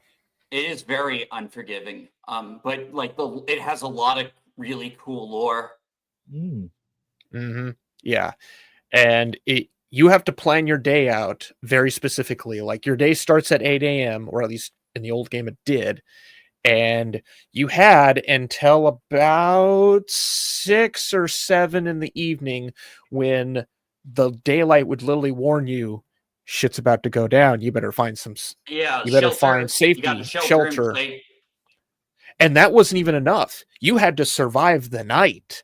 And like you could get broken into, you could literally die in the middle of the night. It was so unforgiving, but it like you had this drive to want to survive. Oh yeah. It kind of ran under the radar. Yeah, I think the first one should still be on sale because of the Halloween sale. If the Halloween sale's over. Oh, I am broke right now because of the Halloween sale. I can't even give super chat. I still got to get Christmas gifts and all that stuff. I'm looking it up. It's not on sale, but it's still very cheap. Yeah, $15. See, look, there's me in the Naruto profile. That's me. Mm-hmm. Yeah, if you want to add me, Karrus, like that's me. I think I should already have you. Yeah, I have you. Oh yeah, that's right. You did. Like almost like immediately you did. I do remember that. Yeah, we that's why we had the things that we can all connect to. I think we're all connected as friends now. Yeah, we're all circle trucking each other. Yeah, I know. Yes. Oh yeah, that's right. Yes, this isn't Lavistro. This is your thing. So, man, I'm so dumb. I mean, you know what? I'm gonna be nice. It'd be nice to be. I'm gonna be nice. That way people can't say you're always picking on him. That's where you're wrong. You're not the cartoon gentleman. Yeah. No, definitely not. But anyways, so mine. All right. So I got gifted the game, and I was going to cover it, but I was like, I already gifted it. Like I gifted. Maybe we'll do it some other time, but that's probably not going to happen because I really wanted to play this game. I got focused on BioShock trilogy after N7, so I can't play this game. So I might be able to cover it next week.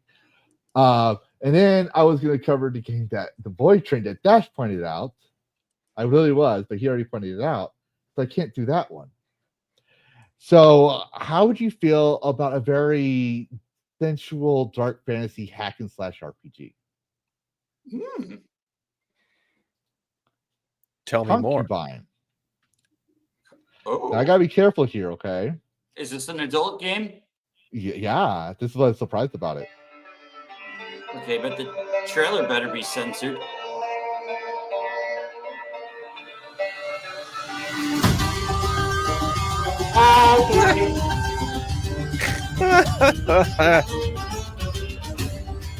Ori loving that it sounded interesting. You're basically one of the Sultan's assassins. Interesting. Oh.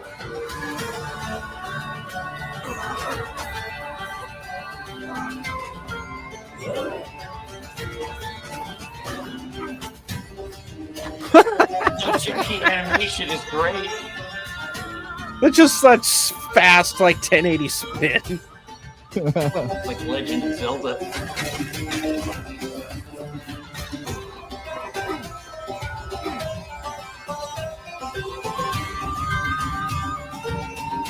You even got like age customizations for your harem and characters. The spin attack.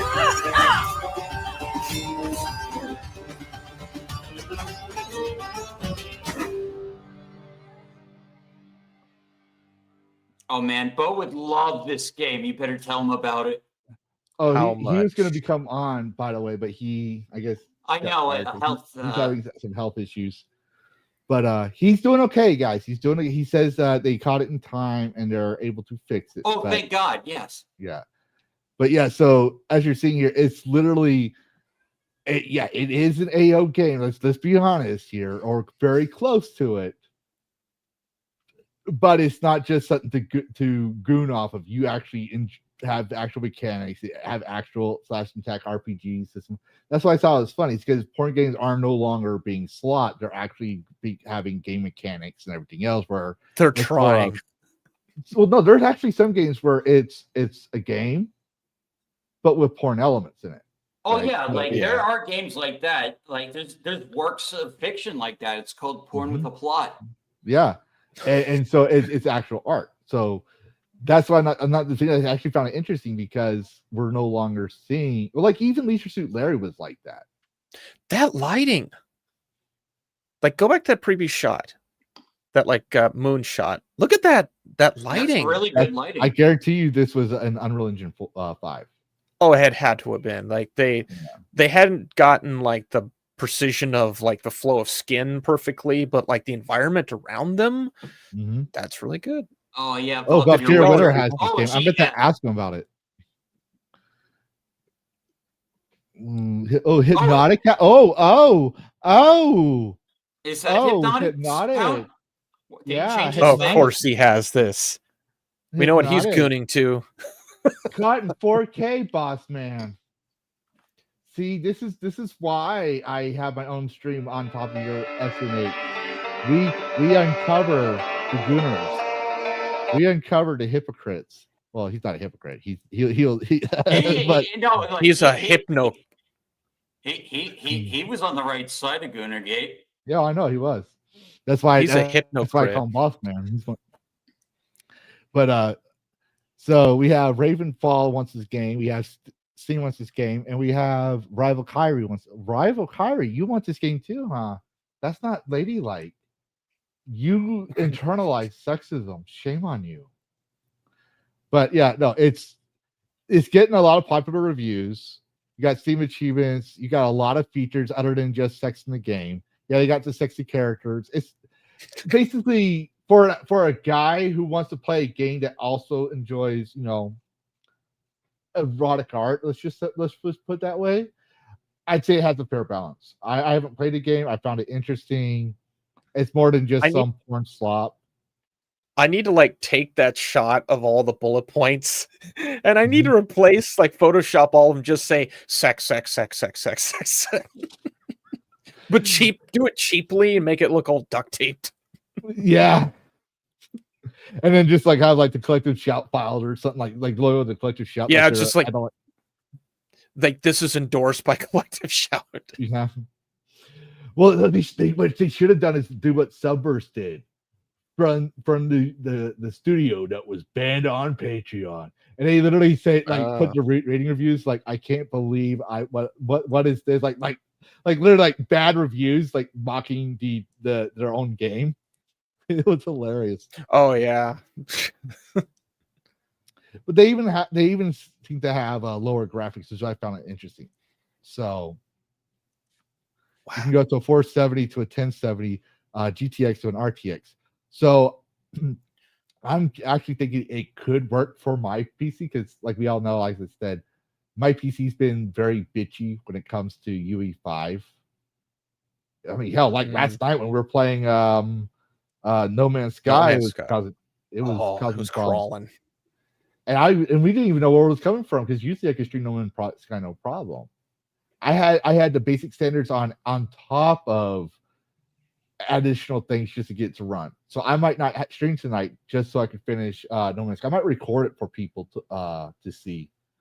But yeah, because I really do want to finish that event before it goes down, because I know once the weekday hits, I'm not going to be playing video games except for at night, and we're going to go back to BioShock. But yeah, I thought that game was still pretty interesting. It's a dark fantasy RPG. Gooning. I don't know if there's actual sex in the game. Yeah, it's not marked as adult, so I'm guessing no.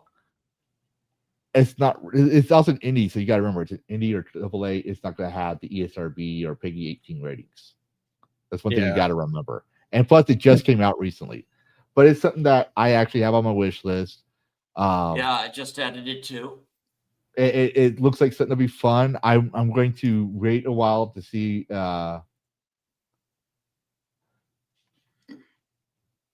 Karrus I just see that, added Philip. YouTube. Yeah, okay. But yeah, Cool. so anyways, Oh, that's hey, thanks, Philip. you should Yeah, definitely that was you. I approved. oh, here's the punkster. I just blocked him. Shit. Oh, No, I'm kidding. damn! Yeah, you better undo that. Well, if I actually gave a shit about that, there would be no way you could add me and because I have my Steam code invite on my Discord for people.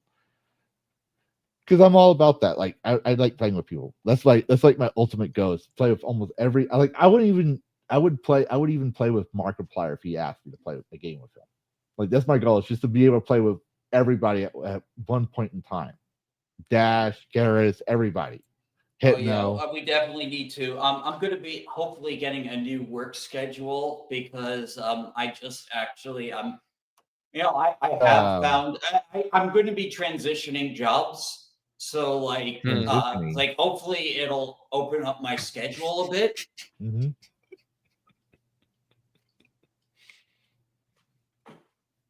All right. Yep. But yeah, so I guess we could play Chain Together with Sonya. I need to get I pinged Sonya yesterday about doing Chain Together, and she mentioned this coming week should be a good time to possibly arrange that. I also pinged Camelot 331. He is back home, so at some point next week I'm going to arrange Halo 2 with as many people as I can get. I will invite Smash JT if he wants to.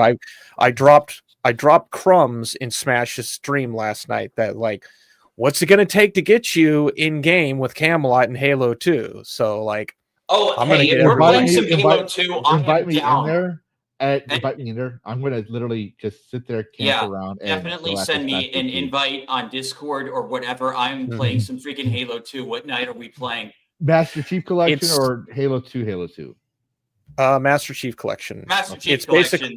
The original Halo 2 servers are down long ago. That's what I thought. That's why I make sure we clarify. Are they not up then?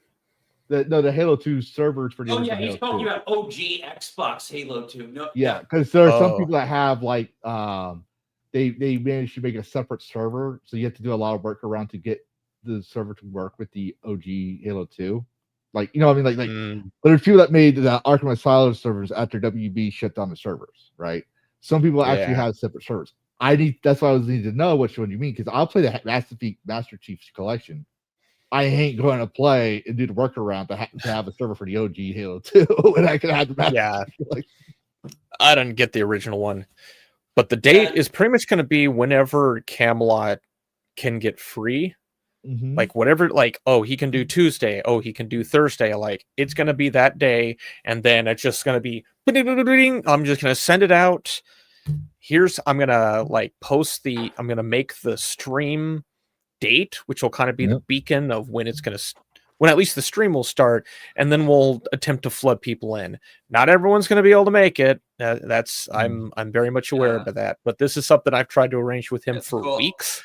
Last week he was in Phoenix. I was actually on stream with him once. He crashed DragonCast one time. Yeah, like when he was having his controversy when he got kicked out of that con, he came on. Yeah, he just came on the chat channels, and we're like, whoa! And it's like, you want to come in? I sent him an invite. He popped in and tell us the full story. Like that was awesome. I sent him a DM and on Twitter, it's not Lavistro, and said, "Hey, would you like to come on in December?" He hasn't responded, but since you're friends with him, at least, could you tell him to at least look into his DMs, because not Lavistro. I actually want to interview him. Okay, yeah, I'll mention him. I understand he's busy, but since you're part of the crew, I'm definitely going to grit off your friendship there. He will listen to me because I have been supporting him since pretty much the start of like the Grand National Super Series era of like before he went professional racing. So like he sees me, like he may be delayed, but he will eventually get back to me. So that's why I typically don't like to waste his time. Yeah. No, I figured you'd be able to. You and Sonya, I figured you get a hold of him. I've tried to get a hold of him with my OG account before I got banned. So I don't know if he responded to that, and then I sent him another one, with my alternate account, which is going to end up being my OG account. Yeah, I think we should wrap up the stream. I think I'm gonna put on a movie. Yeah, no, that's fair. But yeah, we do want to. We do have let's see, we do have Pouty coming on next week, so there is that.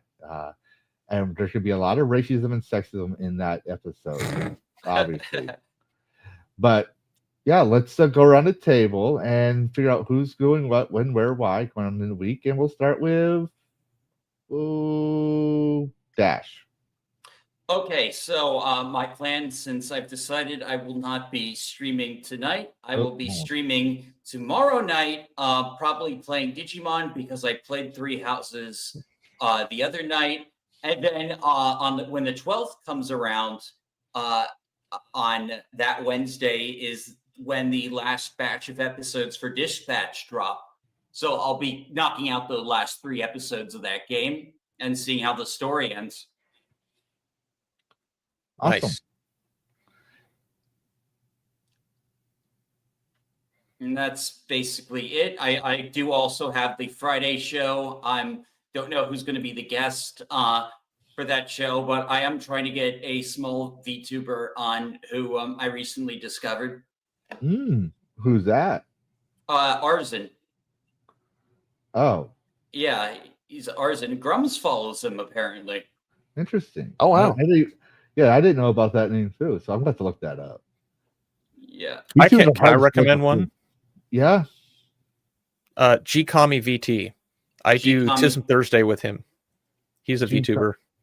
Oh, yeah? Is he a gamer? He is a gamer. He has been diving deep into Battlefield 6 right now. I think he's a little burnt at me because I didn't get Battlefield 6, but it's like I'm kind of done with Battlefield. So like I played the beta. Ask him if he'd like to come on DragonCast. We'll do an interview with him. Send me his information, and I'll do some research on his things so I could make sure we interview him properly, like I do with everybody. Oh yeah, that would definitely fill out a December slot if he's interested. Oh hey, we got a last minute super chat. Fine scene, just for fine. Do we really need to do it? I know I made it as a joke, but I haven't had. You gotta play it, man. And close the stream canon. on it. It's canon now. Yeah, until I make a new one. I'll make a shorter one that's not this big, but it was only supposed to be a joke for so long. Even I'm tired of it. Fuck. Dragon Senpai, notice me. Notice my super chat. Super chat buys you a beer. Buy Dragon like something nice. Yes, it's worth the price. Dragon Senpai, are you looking? I must break your brain. Super chat amount drives you insane. Did I break it yet? Dragon Senpai, say you will for me. Show my name on screen. Say my thoughts on stream. I need attention, Dragon Senpai. Show my name on screen. Say my thoughts on stream. Doki doki heartbeat too. Dragon Senpai notices you. Dragon Senpai notices you.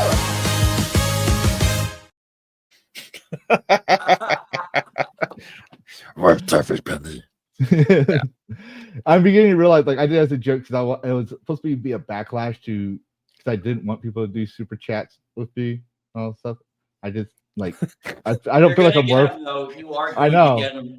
That's why I made that video as a joke because people were sending me $100 and $550 super chats to break my brain. And I used to do that to Hypnotic, so it's just basically irony at this point. So I made that video, right, to say, oh, you just want attention. It was supposed to be a joke between me and the chat, and it backfired because it was supposed to be first off a one-time thing, like maybe do it once or twice. But now I'm starting to realize people do super chats just to make me put that video out, just because they know it. Do a shorter version. But anyway, so scene for 2 English hay pennies, have a last minute super. And then we have Philip Morgan, a member for 1 month, saying parentheses, period, Y period, parentheses, or itty bitty titties. Itty bitties. Yeah, itty bitties. Thank you for the membership, Morgan, and QDJ. Yeah, actually, I'm trying to find records when DJ gets on drunk when I'm playing. He has some of the greatest things that would make great videos. Because he goes off, like he just goes off. He hates everybody. But anyways, so for me, right, I might be streaming tonight. I don't know, because the only reason it's 9 o'clock, I have an hour to prep things. I have a sick child, but I'm going to be doing the N7 day, finishing that one off. So if I stream, it's going to be the N7 celebration event. If not, tomorrow will be back to BioShock. And then I'm not sure if we're finishing up World War Z on Wednesday with Faz Inc. And we may or may not do red shirts on Friday. It's all up in the air because we usually make the final decision a few hours before, because Karrus works scenes overseas, and we'll see. Let's just put that. We'll see. We're going to do our usual chaos as well, but Tentative. yeah. Because that's what I did. I said we'll see, because I didn't want to. We did talk about it, but yeah. Who wants to play the first Descendant? I'm I so gotta far get it. behind. I'm so far behind. I'd have to get someone to catch up. We would help you out. Like when I was playing, I was far behind too. I'm probably far behind in a new thing because I haven't played since May. Yeah, I haven't played since lunch. I'll think about it. We'll help you out. Yeah, like Scene's got some like overkill characters. Like you're just gonna be sitting there, and he's gonna go to a Colossus and finish your story for you half the time. Oh, I don't want to get carried. I want. You're gonna get carried. Carry me, please. No, he said since Carry launch. me. Launch, not lunch, launch. But Yeah, I'd definitely be down to be playing that. I'm going to definitely try to get Bayonetta Monday. yeah. You And think then that's a I'm gonna limited time skin? Yeah, I think it might be, but I haven't played on First Ascent for a while, so we can definitely bring that back on Fridays, because we used to do it with Furious Dan, who used to be on a panel before he moved on to do his own things. It was his idea. It was started with Gooners for Life. That's why he started it as. That's why in my Lavistro plays, you see the ESRG rating. It says Gooners for Life. That's literally his voice. I could work that into my schedule, like right after Old White Road. I could totally do that. Like, so I'll think about it. Like, you get it going, and then just let me know. Yeah. The only problem is we have to have 4 party groups, but we all talk to each other on Discord. So if we had more than 4 people, we're still talking to each other, and we still would have like 4 in one group, 2 or 4 in the next. So and most of us simultaneously stream it, so you could hear each other and watch different views of players playing it. So we'll probably bring that back. Yeah. See, that just I can probably Scaly and Skytex, they usually do game stuff with me. I would love to have like my stream where basically the setup that you have right here with StreamYard, I do that with different views. So you can see people's different perspectives of the game. That's something I really gotten into about a year ago. So yeah, I have to see how to do that. I didn't know you could do that. I'm just saying, like, we'd all stream and share Discord together. So we would be in my gaming reclaimer or a private DM channel we used to have, and we'd all talk and have our conversations and play the game. And people would watch just because of someone will talk about, will take 5 hours to talk about a tree scene, for example. And then I'll be like, Oh yeah. shut the fuck up and start the game already. You just see the reaction. We're all just, it's all fun and games, but it's that callback of Call of Duty logic, shit talking each other, everything else. And I was doing most of the shit talking, but the thing was, I was one of the ones that was horrible, getting carried throughout the game. So it was fun. But yeah, so that's what's going on for us. And then obviously, then we double check. Yeah, I mentioned Patty. Okay, good. And obviously Patty. So y'all thank y'all all for coming. I hope y'all enjoyed the stream. We had a great conversation about multiple different things in gaming. And this is DragonCast saying, happy gaming and play the games your way. Night all. And please, no more last second super chats.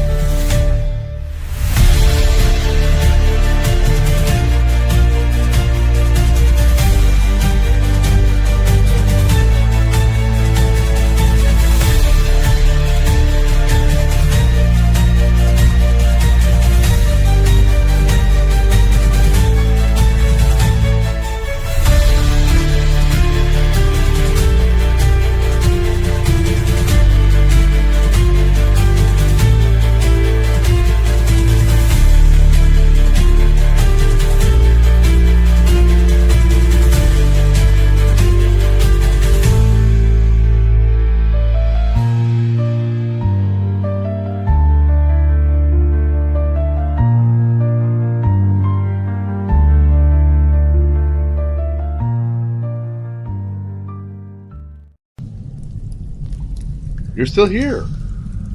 What? You thought there'd be a post-credit scene or something? This isn't a Disney movie. The show's over. Go get some sleep.